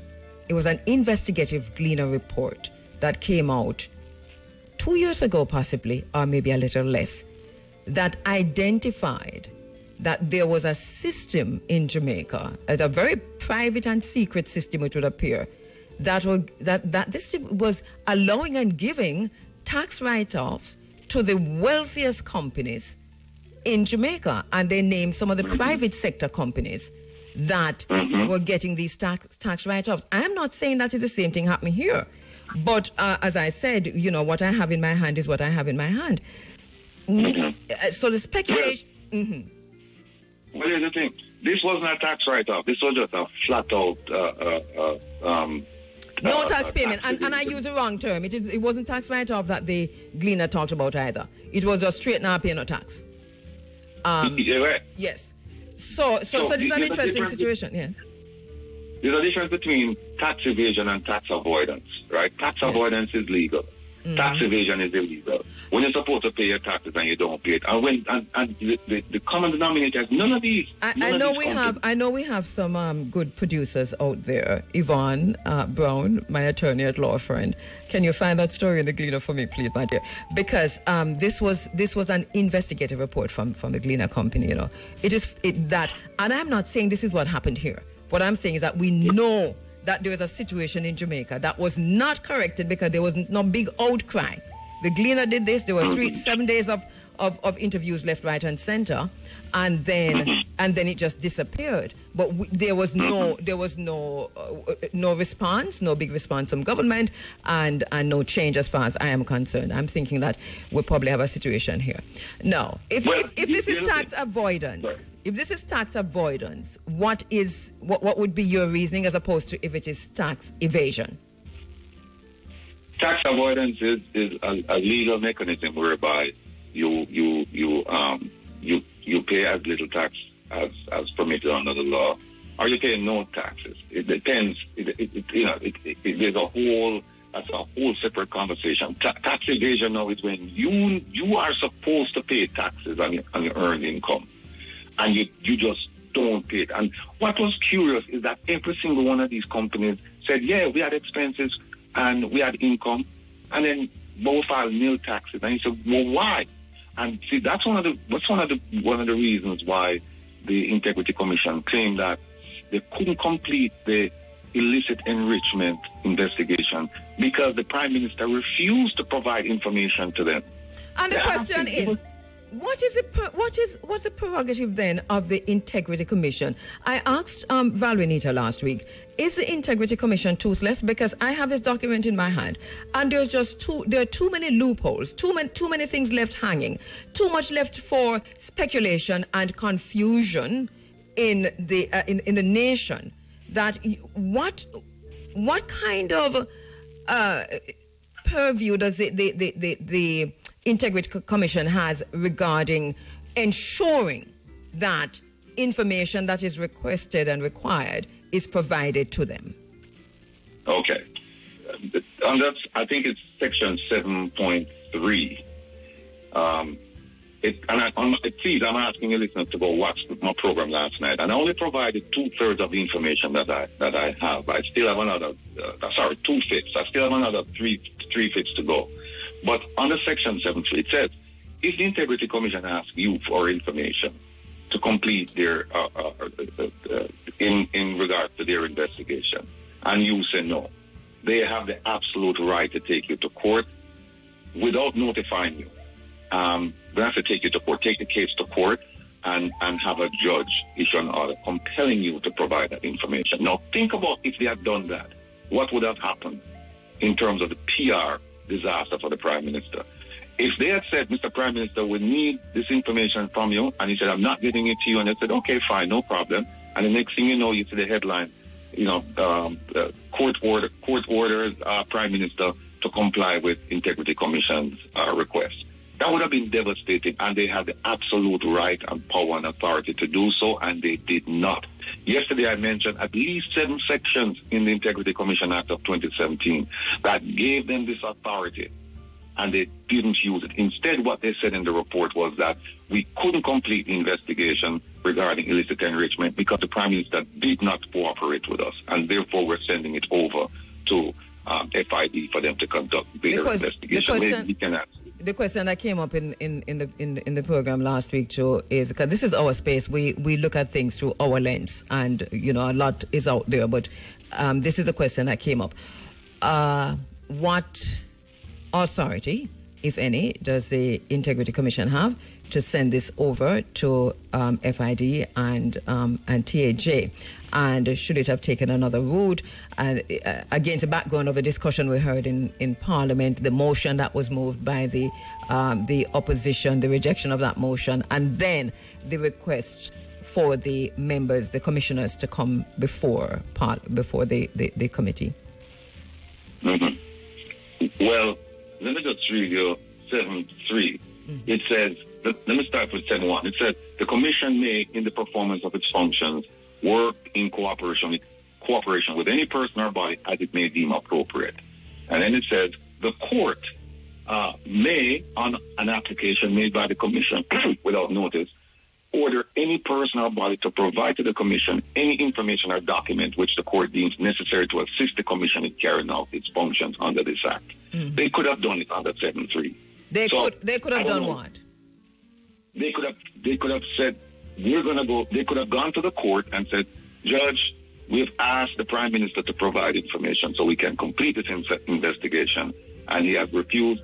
We're asking you to compel him to provide the information to us. And the court could have issued an order.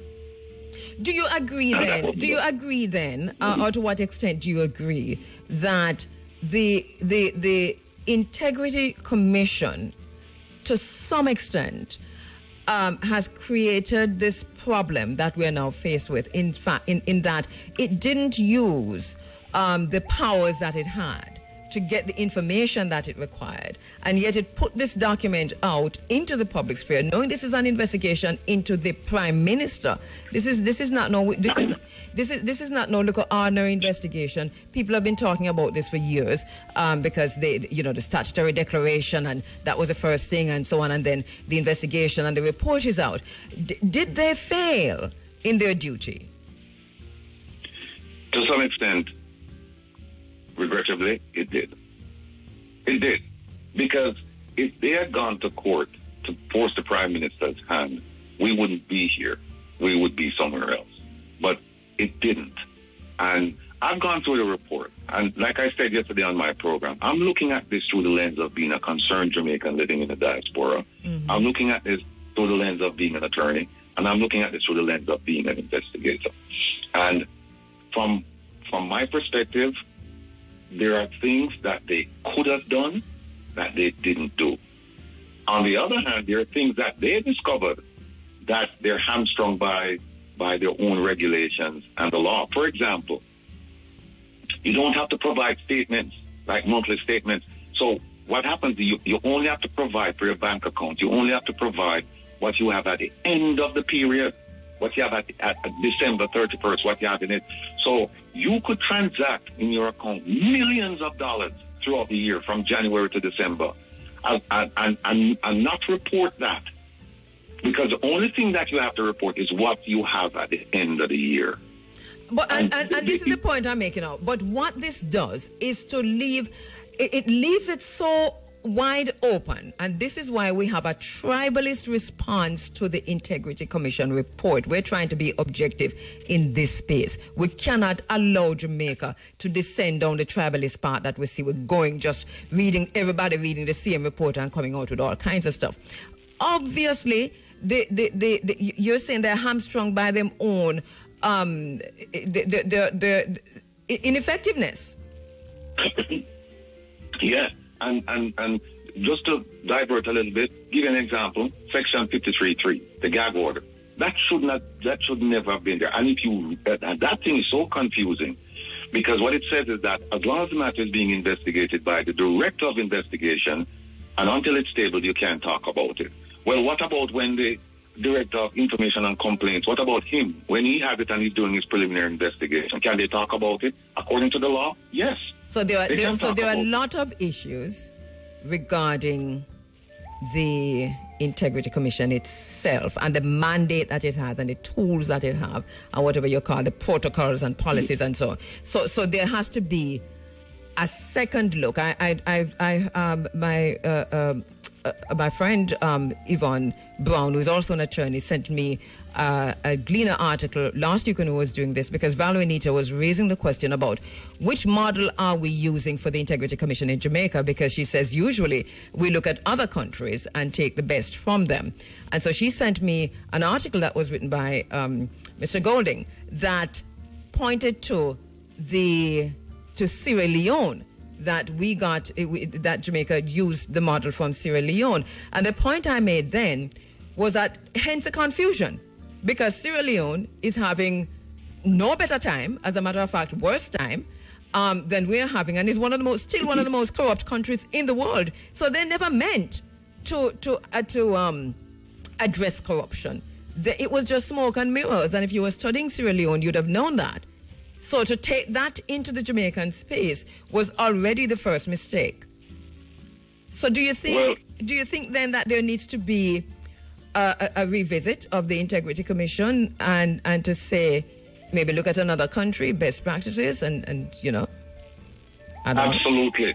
No, what people must remember is that the Integrity Commission is actually a combination of 3 Jamaican agencies, you know. Yes. The Contractor General, and there's another agency that dealt with corruption, and then there was one called the Integrity Commission. It's 3 agencies that they collapsed into one, and so we're going to make this a super agency because there were some overlapping functions, and so they said, look, you know what, to eliminate all that, let's just put all of these 3 agencies into one. Now, the thing about it is that when I got through this, the act itself is woefully inadequate. I'm not a draftsman for legislation, but I can read, and I have a pretty good sense of understanding. And this thing is just riddled with loopholes. Here's one of them. One of them is that if it says that a gift given to a politician over 100,000 Jamaican dollars must be reported. But if you get a gift from a relative, you don't have to report it. Now, we don't hear something like that. Yes, something is seriously wrong there. Obviously. Very wrong. Yes. And so I have my look, the idea of having a super anti-corruption agency is a very noble idea. Yes. It's a very good idea. But I think we need to wheel and come again. Let me take a break and we'll come back and pick up right there, please. But all right, so you're saying we have a wheel and come again with the Integrity Commission. We have just about 4 minutes in this segment, so let me give you the time to say what's on your mind regarding. Yeah, let me give another problem with the Integrity Commission. Yeah. It's made up of several divisions, and included in the IC is the corruption prosecutor. Now, one of the things that they don't do that they should do is that they should work under the intelligence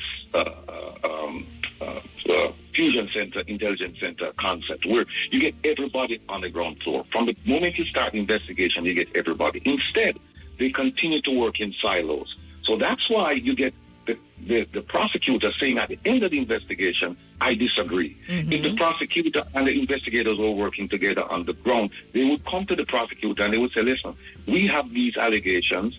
What do you think? And then the prosecutor would be able to guide them, would be able to say, look, there are certain elements to this crime, and there are certain pieces of evidence that I need to prove this. So go out and get this, because otherwise I cannot prosecute. Mm-hmm. Nobody would even know about this. But instead, they work in silos, and then they turn the report over. Then she said, oh, legally this is not sound, and then there's a problem. That's one. Number 2, let me tell you about the burrito loan and tell you why I think that there is something woefully wrong with this Prime Minister, and he must have come clean. He got a loan from Burrito for $50 million. When he applied for the loan and he got the loan, he said, for collateral, I'm putting up a fire insurance policy, I'm putting up property, and I'm putting up shares. These 3 things I'm putting up to get this $50 million loan. The Integrity Commission found out in its investigation that when he got the loan, he had none of these things. None of them. The property, he did not own the property until 6 months after he got the loan. Mm-hmm. The shares, he used the loan to buy the shares. He did not have the shares when he got the loan. Mm-hmm.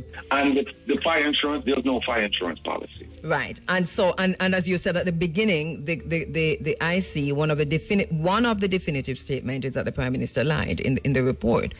Yes. In terms of as far as definitive statements go, though, it's woefully inadequate. I mean, there's hardly anything there for us to hang, and a peg for us to hang our hats on, apart from, as you said, the Prime Minister now has to come to us. But why, after so many months of investigation, we still have this wide gap that, you know, you put out a report, but you never put out a report. This is my point. You put out a report and you're creating more confusion. There are more questions than answer. What's your thinking on the members going before the committee? called to report before the committee? Well, here's the thing. Keep in mind that the Oversight Committee, they're not there to, my understanding is that they're not there to question the findings or the judgment of the IC. That is between the Integrity Commission, the corruption prosecutor, the courts, the commission, and there's a person we should not leave out, the DPP. Because do you know what could happen right now? Mm-hmm. What could happen right now is the commission could say, we don't like the corruption prosecutor's decision. We think that it's in error. So we want the DPP to render a decision. Now, under the Constitution, the DPP is the supreme prosecutor in Jamaica. The DPP can start prosecutions, mm-hmm. take over prosecution, mm-hmm. or terminate prosecution, no matter who started. Mm-hmm. And under the Integrity Commission Act, they have the right to go to her and say, the acting, and go to her and say, we need you to take a look at this and render an opinion. They need to do that. They didn't do it last year with the Westcon investigation, which I thought they should. Mm-hmm. Now here's a second chance for them to do it, mm-hmm. and they still haven't done it yet. Mm-hmm. That's what they should do. Bring all the parties involved so we can figure out now who corrupt and who not corrupt. That's what we need to do. And I think this is an excellent point you make. That should have been done. That should have, you see, to me, I am thinking about the 6,000 students who left school last week who don't have one subject, neither maths, nor English, nor nothing. I'm thinking about the 6,000 the year before and the 6,000 the year before. We are a highly illiterate country. We need to call a spade a spade. What people are doing, people are looking to, we in the media, for guidance as to how to understand this report. And even people who are very literate don't have no time to sit down and read all of these legalese. So they're looking to us, respecting us in the spaces to say, what did they say? How it look?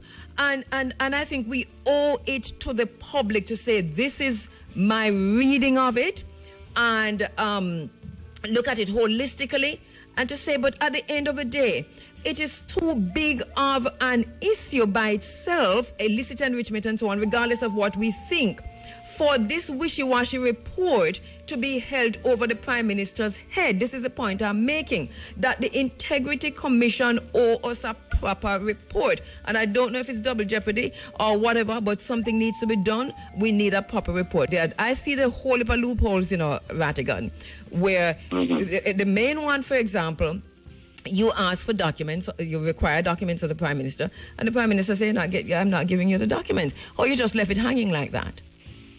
I agree. There are things that the Integrity Commission has the things that occurred that they have no one to blame but themselves, because they should have followed their own laws and their own procedures, and they didn't. And so they gave the Prime Minister deferential treatment they wouldn't give you. It is and that wrong. Is not right, but also it is so wrong, Rattigan, for them to leave it to the nation to speculate. It is wrong. I would have sued them for it, I'm telling you the truth, because I don't know how you leave something so open for us to speculate on. Prior knowledge. Yes. All right, so it's that not gonna help. Why didn't you make some definitive statements in the thing? You're putting out a report, or you don't put out the report at all. What was the haste in putting out the report? 3 years after you're working on this thing. What was the big deal putting out the report right now? Why did the report come out now? Well, let me tell you this. When I look at the report, Mama used to tell me, self-praise is no recommendation. But sometimes you have to recommend yourself. And what I'm saying is, when I look at this report, if one of my investigators brought this report to me, I'd kick him out, or kick her out of my office. Thank you for that.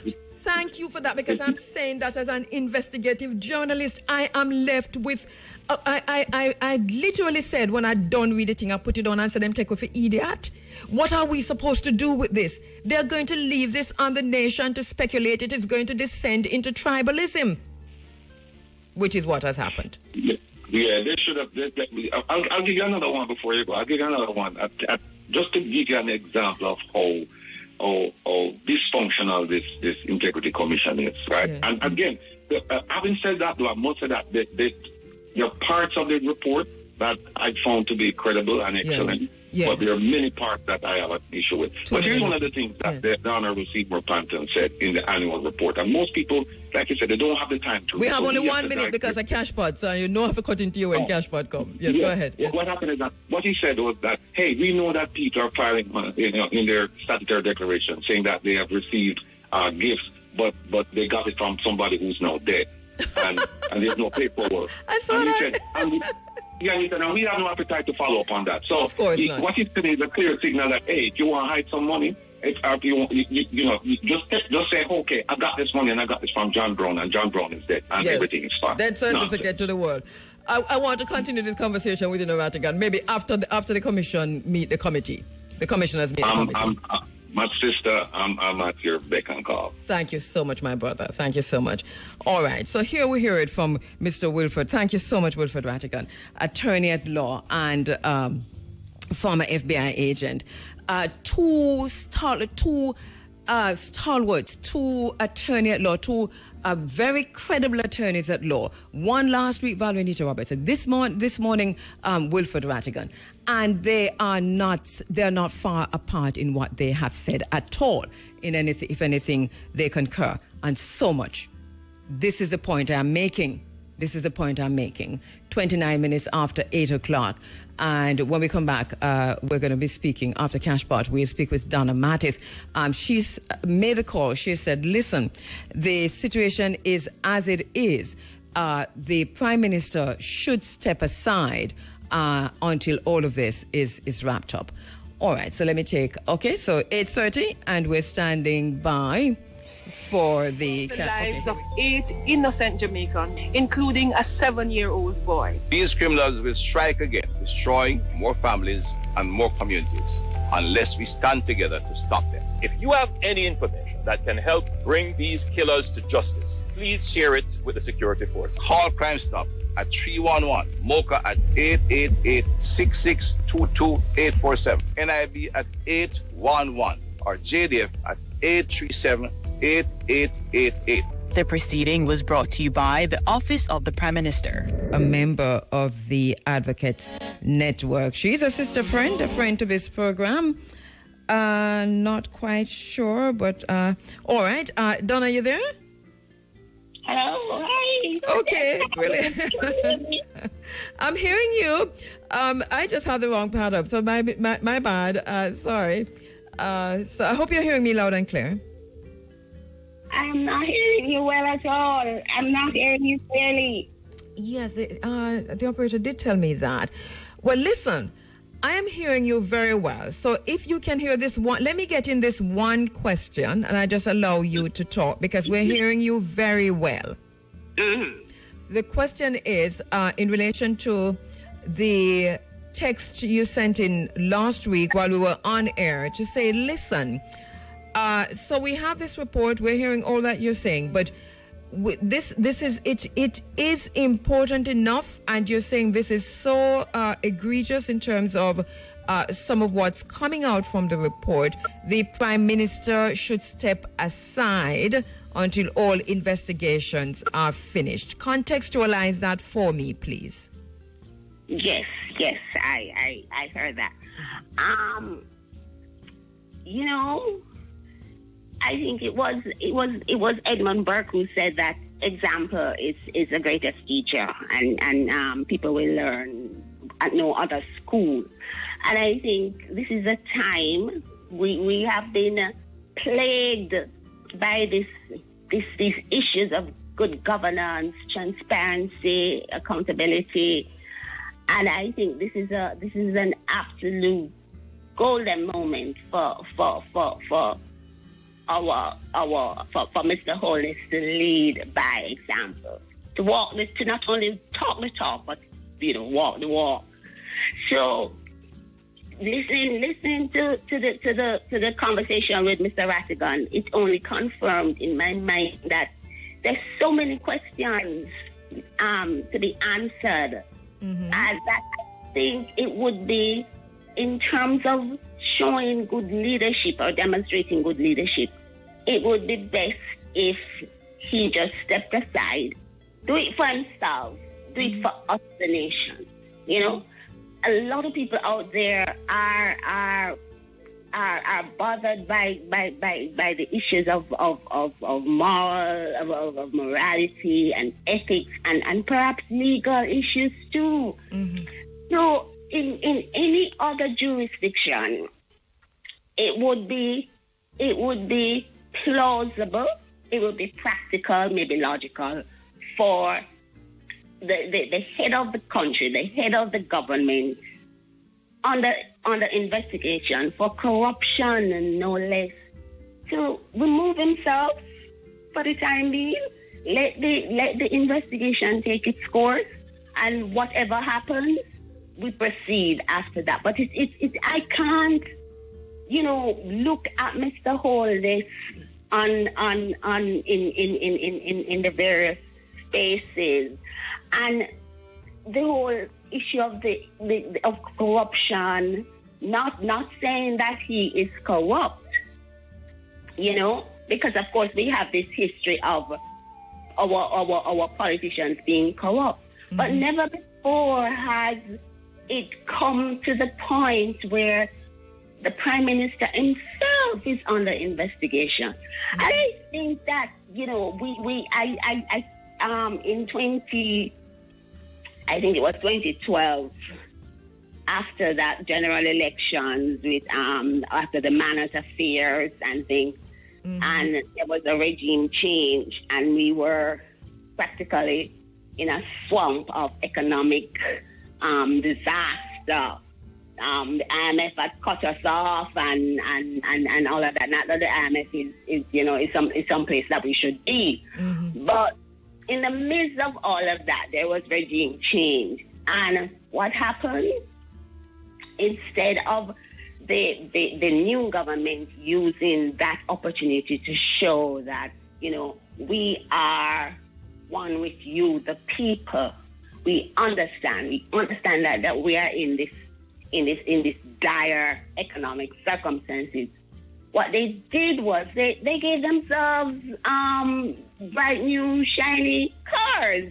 The Prime Minister has said, Donna, he's refuting that. If it was a case where he had to plead not guilty, he would plead not guilty, because we heard his speech in Parliament where he said he didn't knowingly or intentionally.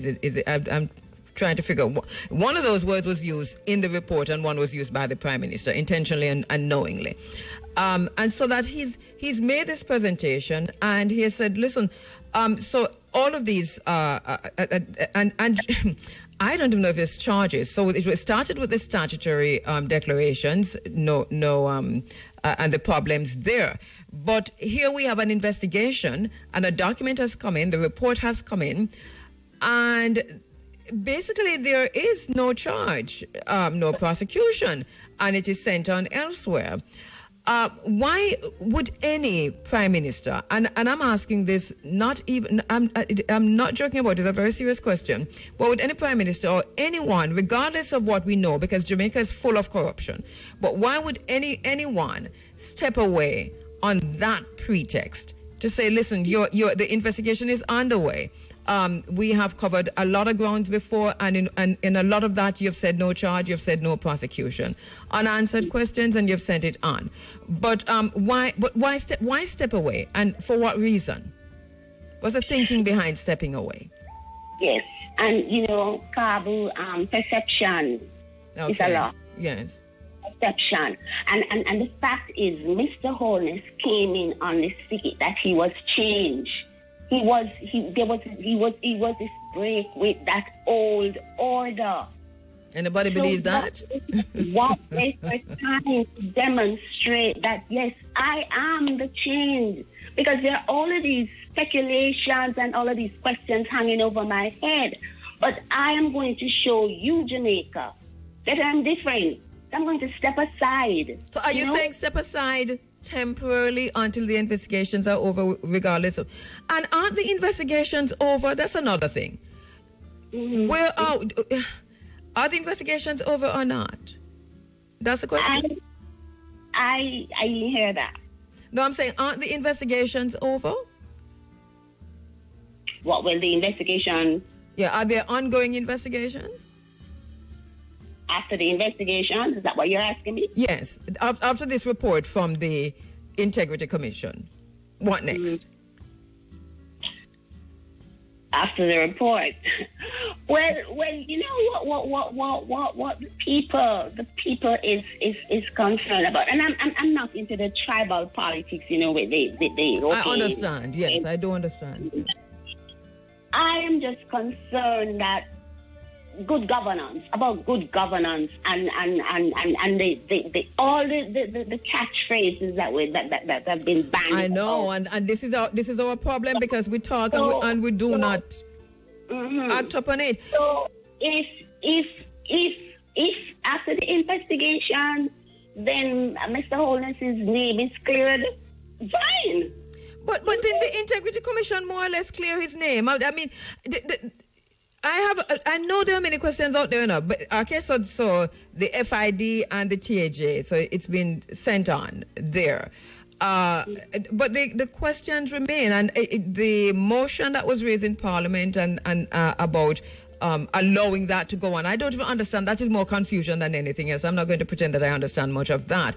But from what I'm understanding that happened in Parliament, that was denied, and we heard that they could have worked with the FID. We heard that also from Mr. Rattigan a while ago, and they did not, but now they have sent it on. The question is whether or not that is even within their purview to do, is a point I'm making. So is that going to go anywhere from there? Or is it all done? Well, you have been saying it since last week, that it's systemic. You know, the system needs to be overall, I don't know, mash up and throw out and because it's a system that facilitates corruption. So the report then should be a landmark in us moving towards dismantling that the system. I love that word, dismantling. All of them need to step down on all sides. Everybody just needs to step away, right? But who is going to step up? And that is I think that is a question, Donna, and I see the Advocates Network doing the work that is necessary. It needs some stepping up. Because if some are going to step down, it don't make no sense. The Prime Minister step down and somebody else step up in the same sewage, you know. I understand and I agree with you, and I don't want that. That's not what I want. But I'm just saying, at this present juncture, it doesn't look good for the executive to be in all of this cloud hanging over his head, and he continues as if it's business as usual. I mean, was it in last week in the House? He went in there and he was saying something about he refused to take the 214% salary. Well, yes.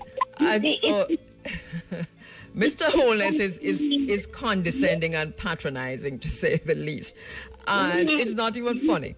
He doesn't even realize that he's literally spitting in the faces of the people of Jamaica. So he has to humble himself and look at what he's doing. The Ministry of Economic Growth and Job Creation, for example. If you want to dismantle anything, before you dismantle anybody, I would dismantle that ministry. I would dismantle that ministry immediately, because my own reading of that ministry from day one was that it was its appearances to the mind. And I think a lot of, when you look at the report, the Integrity Commission report, when you look at that report, you can match that report back to the Ministry of Economic Growth and Job Creation in terms of the private ownership of companies or banks or whatever that are mentioned and that Mr. Holness would be interacting with. So if you look at, the names of banks in there, you can literally find, you can draw a straight line from a lot that is said in the report right back to the Ministry of Economic Growth and Job Creation. So that, to me, is a rat's nest and has to be, this is where you light the fire. Right there, so. That is the heart of the problem. It's a swarm. Yes. It's a swarm. It's a swarm, Kabu. It's a swarm. Yes. And the one constant then in all of this swarm isn't the wholeness. Yes. And he has to do better. I think I see the point you're making, and I understand you're not the only person who's raised this point, by the way, my sister. A lot of persons are agreeing with you even now that he should step aside, while this investigation is going on. I am of the impression that the investigation is over. I could be wrong. But so a lot, I see the point you're making. And one of the things you said, and another sister said this to me, that both can happen. He can step aside and at the same time a wider systemic what do you call it now? A wider looking at the Congress, much US TV, looking at the parliament, looking at corruption generally in Jamaica, that we can begin to look at that systematically and deal with it from this perspective that I'm talking about, the systems analysis, that is a long-term solution, but that he can step aside while this is ongoing. Pardon my...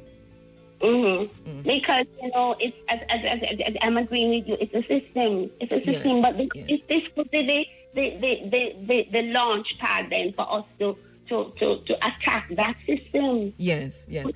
And maybe for us to do that, he needs to remove himself so that we have that. I hear the point you're making. As usual, thank you so much, my sister. We agree on almost everything apart from this one thing. But you know what? And it's you're Donna. It's not that we disagree on it. It's just that, to me, it's not the name of the person.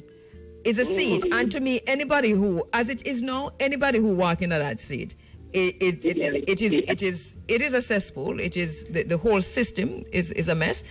And it facilitates corruption. So unless you change the system, it don't matter who go in there. Bye. Thank you so much, my sister. Power corrupts, and absolute power corrupts, absolutely. Thank you, Donna. You're welcome, Gabby. You know you're always welcome. Thank you so much, my sister. Yeah, family member, this is not Donna. When I say family member, I mean hard to call, because, the Running African family is wide.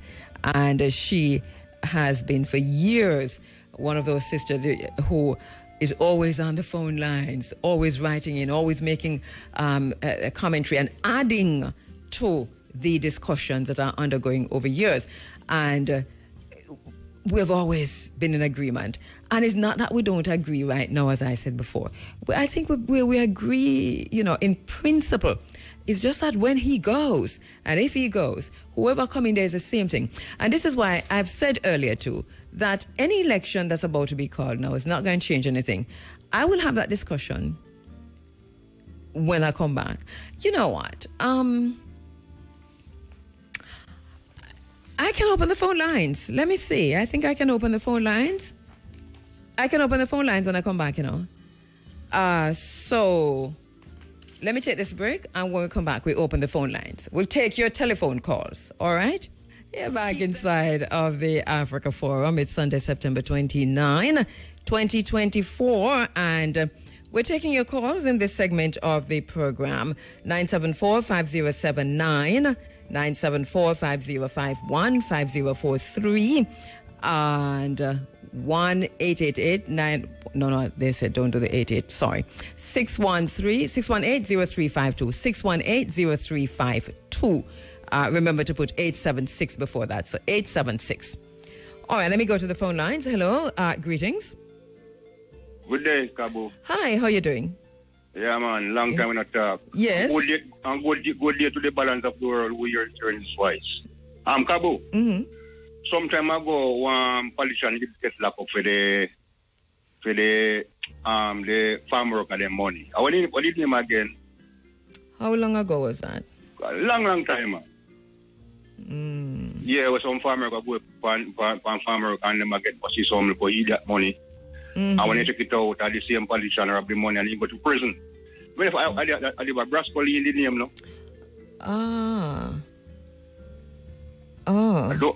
I don't remember, but something like that. It was a farm worker situation?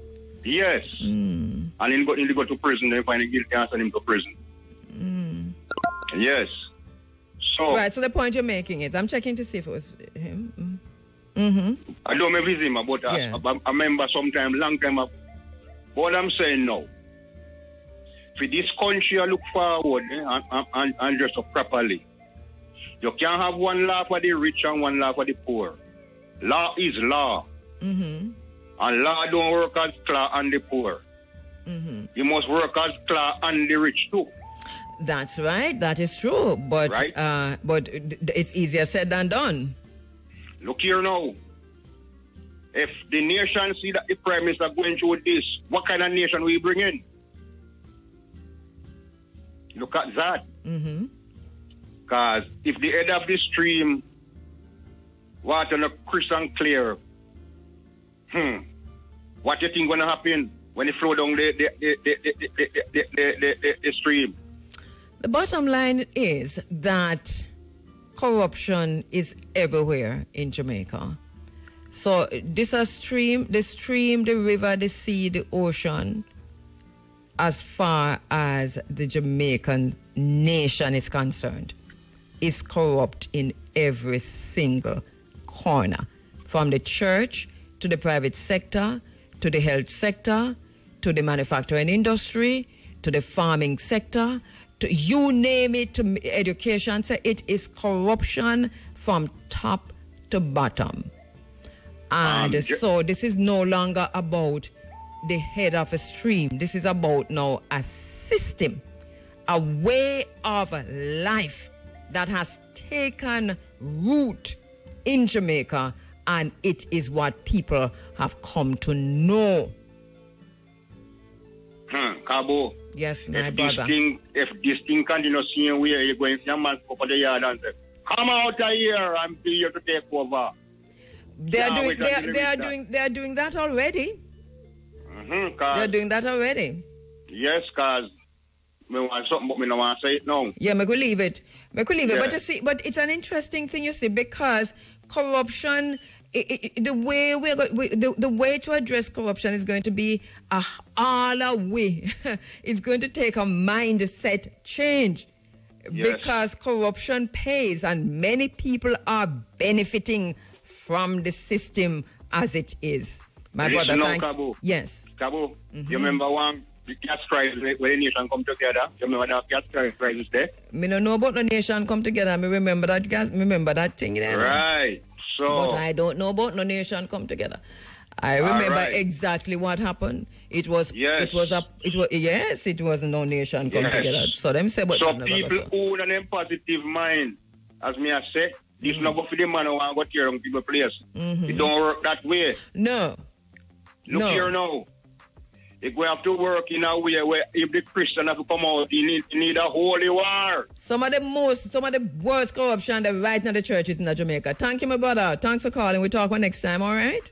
Welcome. Give thanks. All right, we're taking your telephone calls for the next hour, I think. So go right ahead and send me those calls. Yeah. Oh, sorry. All right, let me take a quick break and come back. It's Mosquito Morning Queen. How do you do? I am well, if you two are well.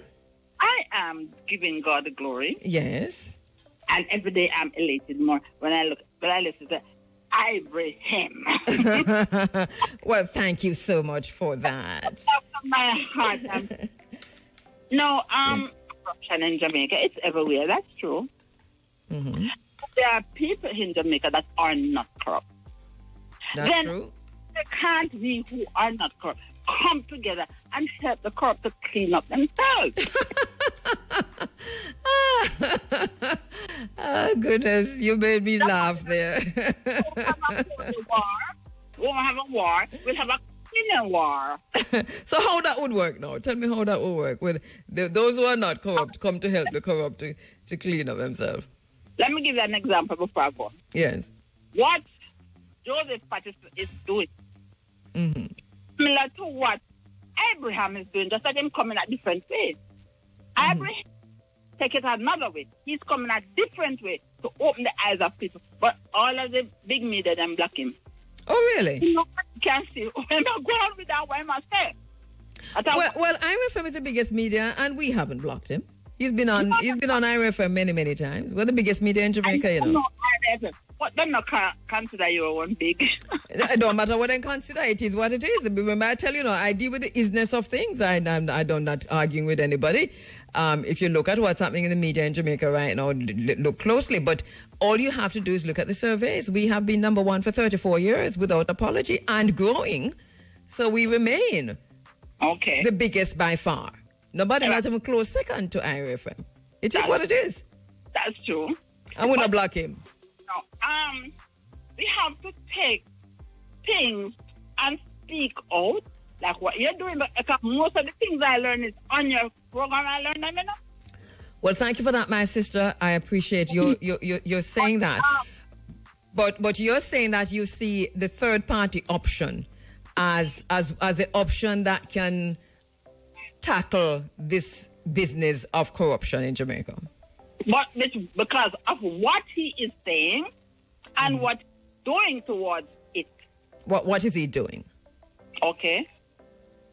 He feels no way in going and sitting inside with the people and showing how they must do farming and those kind of things. Most of the politicians do that. Okay. But I'm saying that the thing that is especially to show us that we must take charge of ourselves instead of letting people from other worlds to come here, come take charge of it. And that is what Ibrahim is doing. Well, I hear you loud and clear. The test is the test in Jamaica giving him a chance, him and the party a chance, because he hasn't had a chance to prove that. He's a libertine. So 2019. Yes. I hear you. I agree that we need a third and a fourth party option in Jamaica. And but this is not the time to give chance. I think this is the time for people to come together and critically look at what our situation is and form coalitions. It don't have to be a one-party situation, but he's already registered and seemed to be doing pretty well on the ground. But form coalitions. Those who really want to see change, to form coalitions to make that change possible. Thank you. Yes. Because if we don't do that, what is going to happen to our babies, our children? Look here. That's why Marcus Garvey teaching must be in the school. Jamaica is breeding scammers, and they're scamming from the top to the bottom and in the middle. My sister, we're going to have to change the status quo. Thank you so much for calling, as usual. I love you, girl. Love you more. Love you, Jamaica. All right. We're good. We're good. All right. So, oh goodness, I need to get that. Let me also, in between the calls, there are quite a few responses online, and so good morning, greetings. Blessed morning. Yes, greetings, my brother. How you doing? Yes, give thanks yes. to the honorable host yes. and radio audience at large. Yes. What do you may I say? How much years Prime Minister Patterson served as Her Majesty Prime Minister? About 15 years or so, no? 18 or something like so. Mm-hmm. In the teens, yes. I know me and ma make a public speech the other day. I tell the world, say, the poor cannot afford justice in Jamaica because it is costly. Mm-hmm. You know? Mm-hmm. Him say Vibes Cartel could afford justice because he have money. Mm-hmm. Now, this is a Prime Minister who ruled for over 18 years, as I say. Mm-hmm. Yeah? A country with a black population. And I tell you, say the poor and the have not can't have no justice. Mm-hmm. Because it's costly. Well, yeah? that is saying a lot. Now look for my sister. Look here now. I see the media was a press conference were there with the People's National Party. And hear them say, His Majesty Council, Dr. KD-9. That's what the media address him, Mm-hmm. King's Council. King Council. Mm-hmm. Yeah, same thing. And now you have King is the loyal opposition of His Majesty. His Majesty's loyal opposition, eh? Yeah, and in Prime Minister and the HOLNESS. Now, one of them has to pack him bag and go. So I want to tell them, and I as black sons and daughters here on the island, Gambian Rastafari, and all Pan-African people, you know, black consciousness people in this country, you know. The three, all of them need to go in this judgment because all of them serve the British monarch, you know.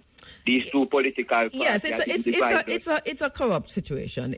When we talk about corruption, on both sides. It is what it is. None is better than the other.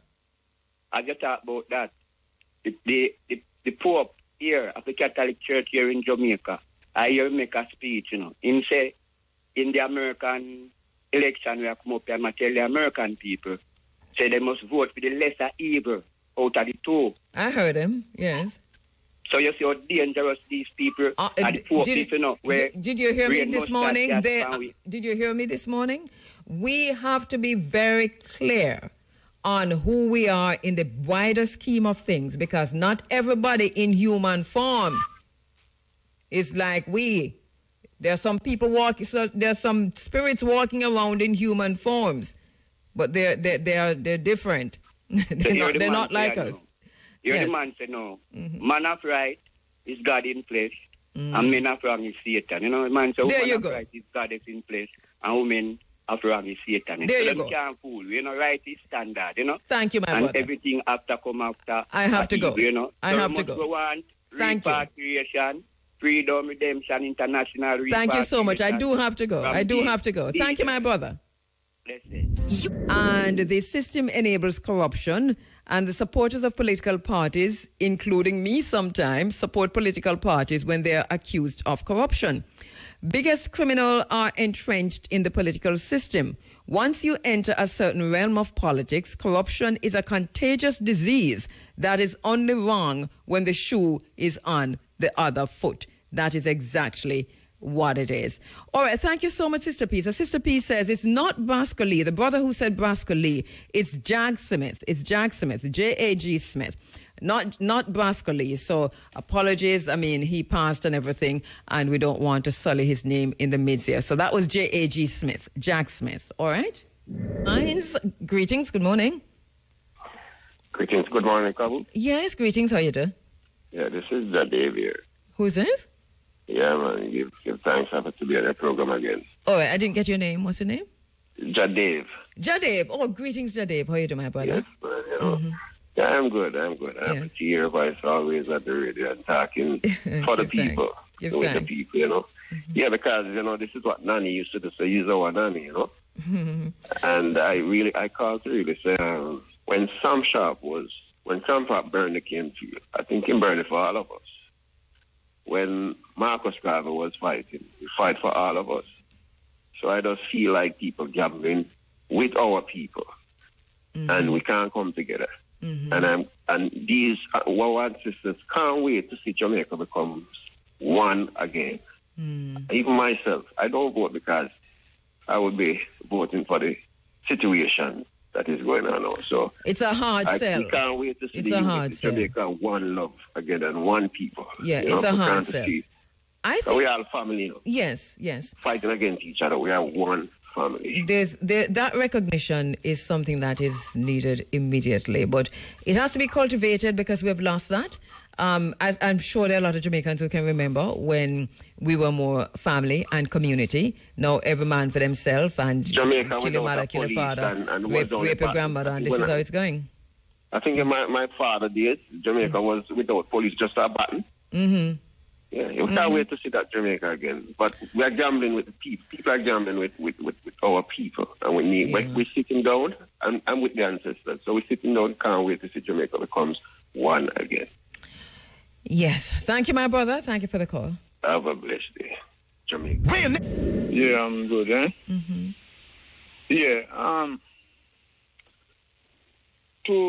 if you're going to go from Ochi, right? Where Iris to Portland, you have to make a first step. Yeah. Don't? Yeah. Yeah.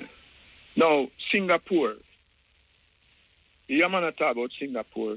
Singapore, Marcus gave a philosophy. Singapore, the Lee Kuan Yew, read. Yes. And rid him country of corruption. The first thing him do, a minister go out with a businessman, right? And vacation. And when that businessman come back, when that minister come back, you know what happened? What? Him lose him work. And them investigate him and find out, say, him corrupt. And them prison him. And Singapore start from that with laws. Like, if you spit on the ground, go outside and spit on the ground, you can't make a next man catch your cold. So you can't do that. You have to spit inside. You know what I mean? All of this wasn't in isolation, though, because they had policies and laws and so. No, I'm coming to that. Right. So what I'm saying now, with this new constitution reform where we do, right? Just like how the Prime Minister come up and name them 3 things that when him when him win 2016. What am I gonna do? Am I gonna fix election date?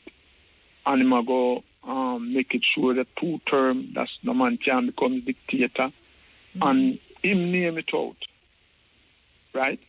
Now, we, the people of Jamaica, we have to see that this constitution, this new constitution, right, we're going to reform our right. Because by right, you know, a right, if we write a constitution for Jamaica, you know, because Jamaica don't have a constitution, you know, right? Yeah. You know, up until now. Yes, yeah. Right? No. In other words, so people, we can't just move on from that. Is that we modeled our thing of England, and England never have a written constitution. But this is how it is. Yeah. Okay, but them know how them live, because England is a place like where people educated and people know say them now make nobody take them for fool. Yeah. That is why you see them can show 5 prime minister, change 5 prime minister between a term. Seeing our 3 prime minister. And we see the extent to which they are now dealing with corruption too. You know, where the prime minister wife get her clothes them from, which is sooner never better. I mean, so England is a mess. It's not. It's a mess. Yeah. But when you look at it, you will have a man in our party, right? In the same party, find out say a man corrupt, or find out say the prime minister corrupt, and vote against him. It don't go on down here. Well, and also, well, Boris Johnson was hanging on for a good while, and Liz Truss, so that's to the cabbage and Liz Truss situation there. So you know, I understand the point you're making, though, but it's part of that is culture. I saw where you mentioned Singapore. And I saw at the time that Jamaica, the Minister of Finance decided to raise the salaries of the members of Parliament and so on. This is one thing that Singapore did, you know. But Singapore did this high salaries for public officials as a contingency with many other things. It wasn't just a one-off. Because they thought at the time, if you did this, that this would reduce the temptation for bribery. But Jamaica did it in isolation. Them did it outside of the other economic and social factors that because Jamaica that Singapore had. Which look at even in the process to raise the prime minister pay and the other public servants and pay, it cost Jamaica. Prime Minister said never take it. $1 billion. You know that. Yeah, I know. And what I'm saying is that... And watch now. Yes. And that's the form of corruption. Because it is corruption. You call a man and you give him $1 billion yes. out of taxpayers' money. Yes. To tell you how to raise. Yes. Right? It's corruption. Prime Minister pay and MPP and everything. It's corruption. The retired prime ministers, they set it so that... So you see all the corruption... When prime ministers retire, they're still getting the same amount they were getting, and everybody else when they retire get half and less than half of them salary, apart from the Jamaican prime ministers. It is corruption at the highest. When we're dealing with corruption, we have to go back... You find yes, because we are pay the wife, them, you know. We are pay Siaga wife, and we are pay the next one. Well, let us just say the wives. I mean, and we can understand. We are pay right now. We have be 7 prime minister at the present pay. And yet, Mr. Jamaica running on KABU. Jamaica can't continue like this, you know. No. Without even all right. When the Integrity Commission investigator brief it away. You remember them question the manager, the head for the Integrity Commission. When asked, when the reporter asked him, say, what is going on? You mean ask the government? Him say, ask the government. Yeah, who does it say ask the government? Don't ask me, ask the PNP. Wasn't that Portia? You cannot see where everybody get investigated and get covered till what? Please. I don't know about no coward. I think that we have to kind of drop off all of the hat that we have on and take the thing as it is. That's why I say this constitution, rewrite a constitution and need to put in laws that goes, same laws for the rich goes for the poor. If you're exactly, I agree. One lap on the ground. It's like how you see them can have Trump and dry him all over. Although him have a little loophole where through presidency, them kind of lean on him. But that's how we want our politician them for them name call. See, the investigator them must have them, and them thing investigate straight out. And if them go jail, them go jail. And if we have a prison, then we'll prison them. Yes. We don't want this thing. But it has to be a better system. I think the system is. But the system of the constitution, you know. Yes, I agree. Yeah. See? So you see right now, KABU, me I say to all the people in the diaspora, see, and Jamaica, let go this PNP and GLP thing because your children have to live with PNP and GLP and your grandchildren will come have to live with PNP and GLP. Put Jamaica first. It's a wicked thing. It's a wicked thing. We get a constitution where fund them people here go so boom in our purse. Taxpayers' money. Because we are pay them and them get paid good enough. Yes, we have to go for Marcus Garvey. Marcus Mosiah Garvey, who says corrupt politicians must be tarred and feathered and beaten in the square. Yeah, and the same thing Lee Kuan Yew did. See, when you hear a man about Lee Kuan Yew come and take Jamaica, I think that Lee Kuan Yew, Singapore don't have sugar, Singapore don't have backside, Singapore have Singapore just import things and make things. Singapore cannot be a cliche or a buzzword. We have to break it down when we talk about Singapore. No, what is that now? You see, it's what I'm covered. Me and you know that, you know. Yes. But you see, with the people who are ignorant, we don't know how Singapore state. Them things say Singapore come and plant cane and Singapore a farm. Remember, say most of that Jamaica that doing in the 60s, you know. Yes. See, so because they have in Singapore. There is a zero tolerance policy regarding corruption. So there are the strictest enforcement of anti-corruption laws. And you can go and look at Singapore's corruption law, the Corrupt Practices Investigative Act from 1959, the Prevention of Corruption Act from 1960, the establishment of a Corrupt Practices Investigation Bureau. And look at how Singapore deal with corruption. They have a zero tolerance policy. That means that you're corrupt, you're done. And you see, it start from that minister where Lee Kuan Yew did prison. That means it show the people said this is serious thing. Yes. And this illicit aid. I want to know if I saw the investigation I go up on the next 7. Because the people don't mind. You understand? The people don't mind. Until the people mind. Together. Yeah. The people don't mind. The people don't mind. Until the people, because the thing is tribal, you know. They have set it so that majority of the youth them can't read.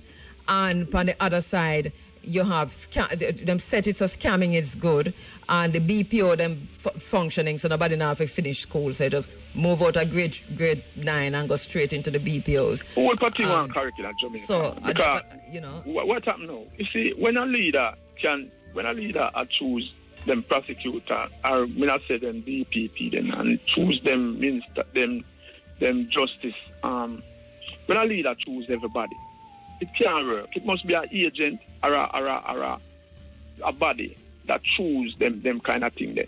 It is. You know what I mean? Yeah, because man, I know what you mean, man. When I go choose who can be in puppet. You know what I mean? Yeah. You see, so that's why the thing said so. I know, yes. My brother, thank you so much. I would really like to talk to you some more, you know, but thank you so much. Yeah, man. Yeah, man. Blessed. I'll call the program more often now. Yes, you know, it's true. I'm kind of busy sometimes. You know, really, yeah. Yeah, man. All please, right, please. Yeah. Yes.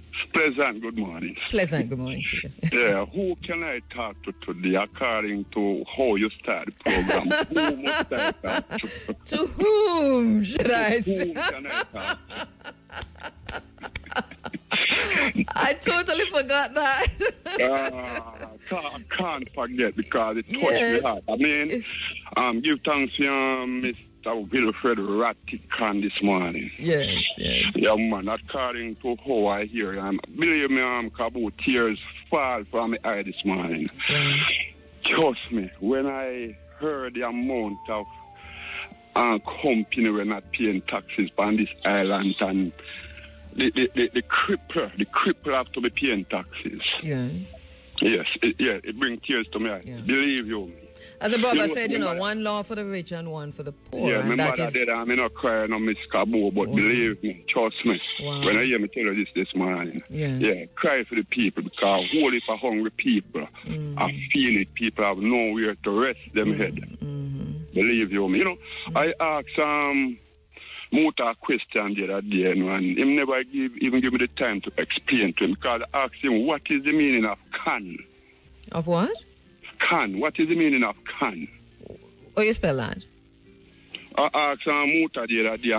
Ask what's the meaning of can, like in... Yeah, what is the meaning of can? Because C-O-N? so many different meanings. C-O-N? Yes, ma'am. Right, so what is the meaning? Well, my understanding, that's why I'm asking, because one word have so many different meanings according to what people say. But my understanding of can is when you try to deny people of, whatever. Start things that you don't mean to people and the rest. But as you say, it have multiple meanings. That's just one meaning. Okay. Well, my understanding of can, you see, let me tell you this before, because these people, them go on like them diplomat, and we call them mystery Babylon. Yes? Yeah. Because them come to the people and them gather up some people and them say that, all right, we are going to have a little thing where we call conference. But when I look deeper and analyze it more than conference. It means we're going conference. When them keep these things up, where them call it there, people gather up. Yes, them tell you before your face, say we're going conference and you have a body of people go together and then take them stand. It's true. It's not conference, it's conference. Or convention. What them call it, what? Convention. Yes, no, I'm just saying there's a word called convention and there's a word named conference. No, it's not convention, KABU. It's what? Conference. Conference, them call it, I know, but what? So the convention is what? Well, it's simply meaning that them conference, anybody go up, they go listen to them. They're deceiving them. Yes, them is our friends. Them tell them in front them face that we're going conference. Either deceive them and rob them at the same time. Definitely. Them don't deny them, then tell you, plain truth, them tell you, so they're going can you, But then I try to convince them. Convince? Yeah, man, them try to convince them by telling them that them are their friends, so them go and con them and them tell them clearly, but nobody understands it. It depends on the context in which it is used. Yes, until it play out. It play out on the massive. Then after it play out now, people are rebel and acquire. A politician come around and lie to them and make promise and this and that. But if them did understand them from in the first instant that them conning them as them friends. Yes, man. Them wouldn't. Sometimes in a contra deal. Definitely. Or to the contrary. So look here, KABU. I know. I'm going overboard. As I hear you talk this morning, you know, say yes. But election not going to change this. No. So there must be Marcus Garvey. I hear the mayor over, I think it's Michael Bell Nevis read an article from Marcus Garvey book when you have the Marcus Garvey celebration over there. And I never hear that piece of the station, and I would have loved to hear it again. Okay, all right. Yes. I'll say to Shamara, and I know Vivian is listening, so if we can hear that, because I heard it too. I heard it that you read, Yeah, it touched me. It jumped out for me. It jumped out for me, KABU. Yes. Trust me. So, but look here, I do have to go, and I'm not conning you. We just need to get some more calls in. I know you're not con Rasta, man. You is the mother of this nation, KABU. Love you so much, yeah? Thanks, my brother. Love you too. Keep on doing the good work. You open the eyes of the people. Yeah, thank you so much. Yeah. Thank you so much. Thank you for the call. Thanks for talking to me, too. Yeah, man. Give thanks. Okay, thanks. All right, taking your telephone calls and in between getting the ads in, right? To my dearest sisters, daughter Juneth and sister Alva, coming to you from Rasti and sister Audrey. So daughter Juneth and sister Alva, I should have sent these greetings last week and it totally just slipped me. But I hope that you're hearing this morning, daughter Juneth and sister Alva, who celebrated their solar returns, Earth Strong, last week, coming from Rasti and sister Audrey. As we go back to the phone lines, greetings. All right, your radio is on. Greetings. Are you there? Hello? Yes, greetings. Yes, KABU. Hi, how are you doing? I'm here, you know. I heard you with Mr. Rattigan this morning. Yes. Interestingly, what happened is that it strikes me that the present government wanted the DPP to stay, and he even come out publicly and say that she's not going anywhere. Now to hear that if the Integrity Commission didn't prosecute, the director of prosecution don't want to do it, the DPP could also take it on. Well, this is what we're hearing from the esteemed attorney, that the DPP can intervene. And he said that many times on this program for different cases also, to say the DPP has that power. So, yes, I heard that, yeah. Look at this, my sister. You think that there's nothing can be done to the level of corruption that is going on in this country? Yes. A lot can be done. Yes, I think we can change this. When you look how blatant corruption is, you drive on the road, a policeman stop you, and they will just tell you, what are you doing for me? You want to tell me if there's a proper system in place and certain guidelines have to be followed? People could just blatantly go on the road and do that without any care or fear that, who am I talking to? I could be talking to my superior. So you have to look at it from that point.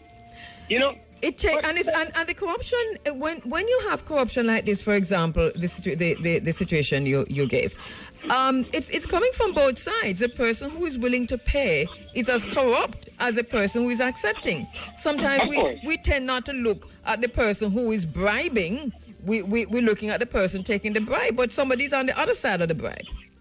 My sister, I had a company, a construction company, which I closed. We're not using the word con, my brother. Which I closed.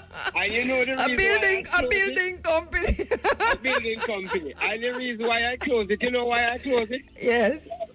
When I look at what they wanted me to do, and I look that, let's say $1 million could do a half mile of road, just for argument's sake. and they're going to put $2-3 million on that contract, and then you have to drop off something to the persons who are in charge. You don't know where it's going. And I look and see that same money could do 6 miles, 3 miles of road. Well, you said it yourself on the border. Just tell me it was a contract. Right? It was a contract. Okay. So now you say... But you know what I just said. What is really wrong with us is our people that is not morally thinking that what I do today in terms of benefit is going to come back at me tomorrow in a negative aspect in life. True. And we don't think that way. And if we started to look at our contribution to No, my brother, you're going to have to stop it. You cannot use the word con. Because here you go. Well, we're living in an area where from the days of slavery we've been con with the Bible, we've been con with religion. My brother just said convention yes, and my brother just sent me a text. So what about the Constitution? that is the Constitution, right? Because let me tell you something. Don't let no ghost fool you. Yes.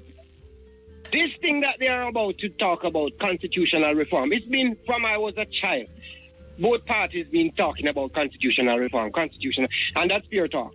But you know, one of the things this is the furthest they've ever gone. They've ever gone. Yeah. But I'm going to say something before I go on to the main point I want to make. No, but I'll wrap it up now, coming out of time. Okay, well, look at the Governor General in all this issue.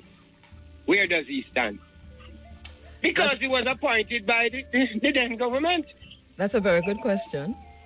Look at the Governor General. You think somebody should ask? Somebody should ask step in now and say to the Prime Minister, look, this doesn't look good, and I am here to balance the book and balance the budget in terms of what is happening to the people. Because the position of Governor General in Jamaica is the greatest con. It's the greatest con of man.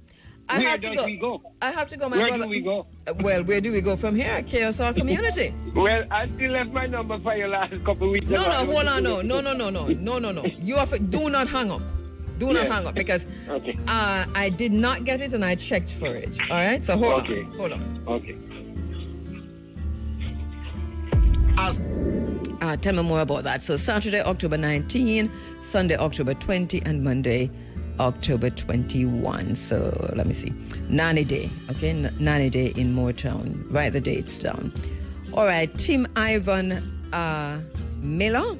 Thank you so much, my brother. Village is on. Convention, conference.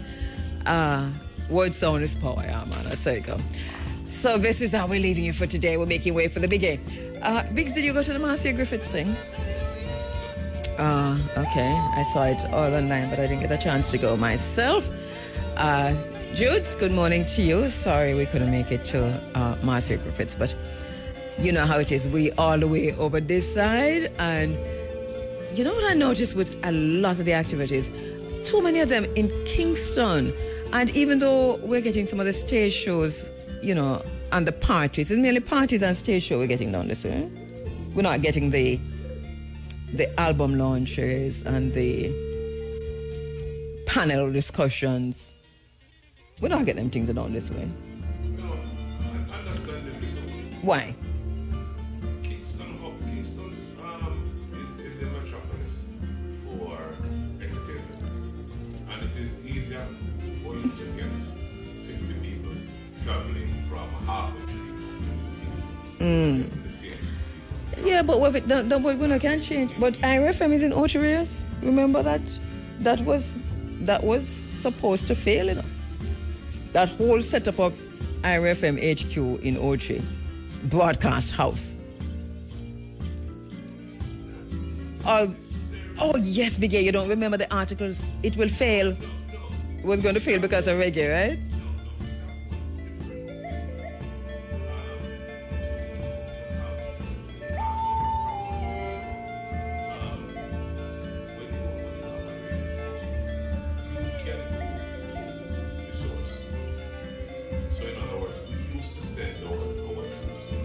No, but We used to send. I understand that, but remember, we still have guests coming in from Kingston. Probably 100. Probably 100. When we were doing school, you know, remember those school, you know. I mean, all those students used to be here, full up here, so full up on this, so full up. They were coming in from all over Jamaica.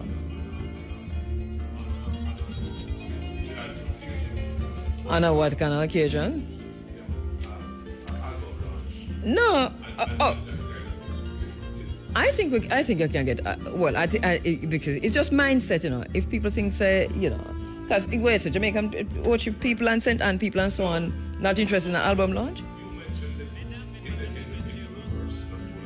Because you were saying that Kingston is a little far to go to an album launch, to go to Master Records album launch. It's the same thing. That is true, but so because everything is in Kingston, so check some things down here, Ochi, and you know, Ochi all the way back up to. I know, but the people who find Kingston too far will attend the events on this side, because it's not 1 or 2 or 3 away. It is, relatively speaking. 1 or 2 or 3?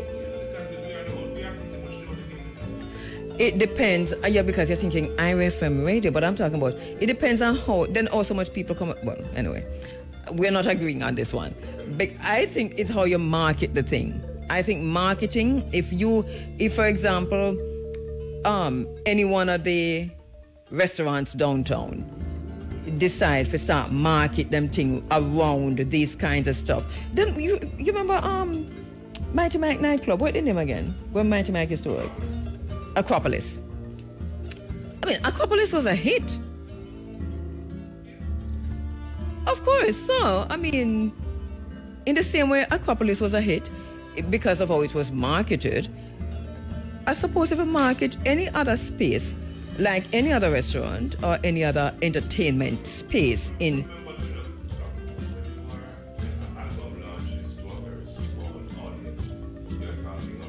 A marketing bigger and bigger. You're a marketer and you know better than that. No.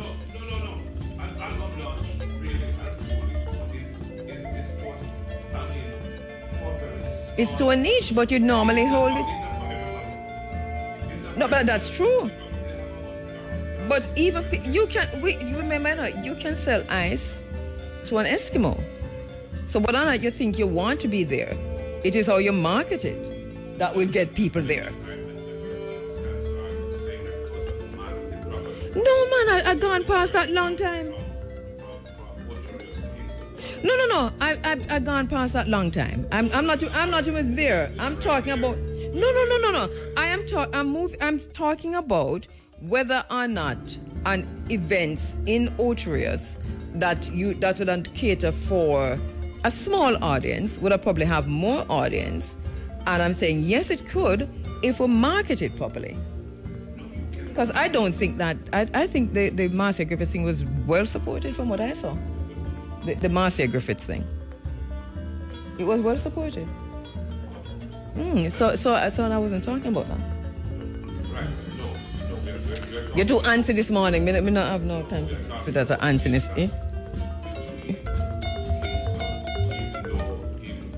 Nobody not here. I'm going to talk to myself, and that's the thing. And I'm not realize you want to answer. Just disagree for disagree's sake. You are a marketer, and you know that if you market it, people will come. If you build it, people will come.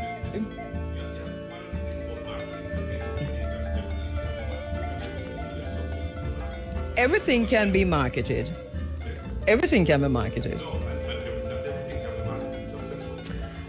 Well, successful marketing is an interesting concept because, yeah, marketing can fail. The fact that it failed means that it wasn't a successful marketing strategy. So it also means that the concept will be wrong from the beginning. Yes, it wasn't marketed. You throw something at it.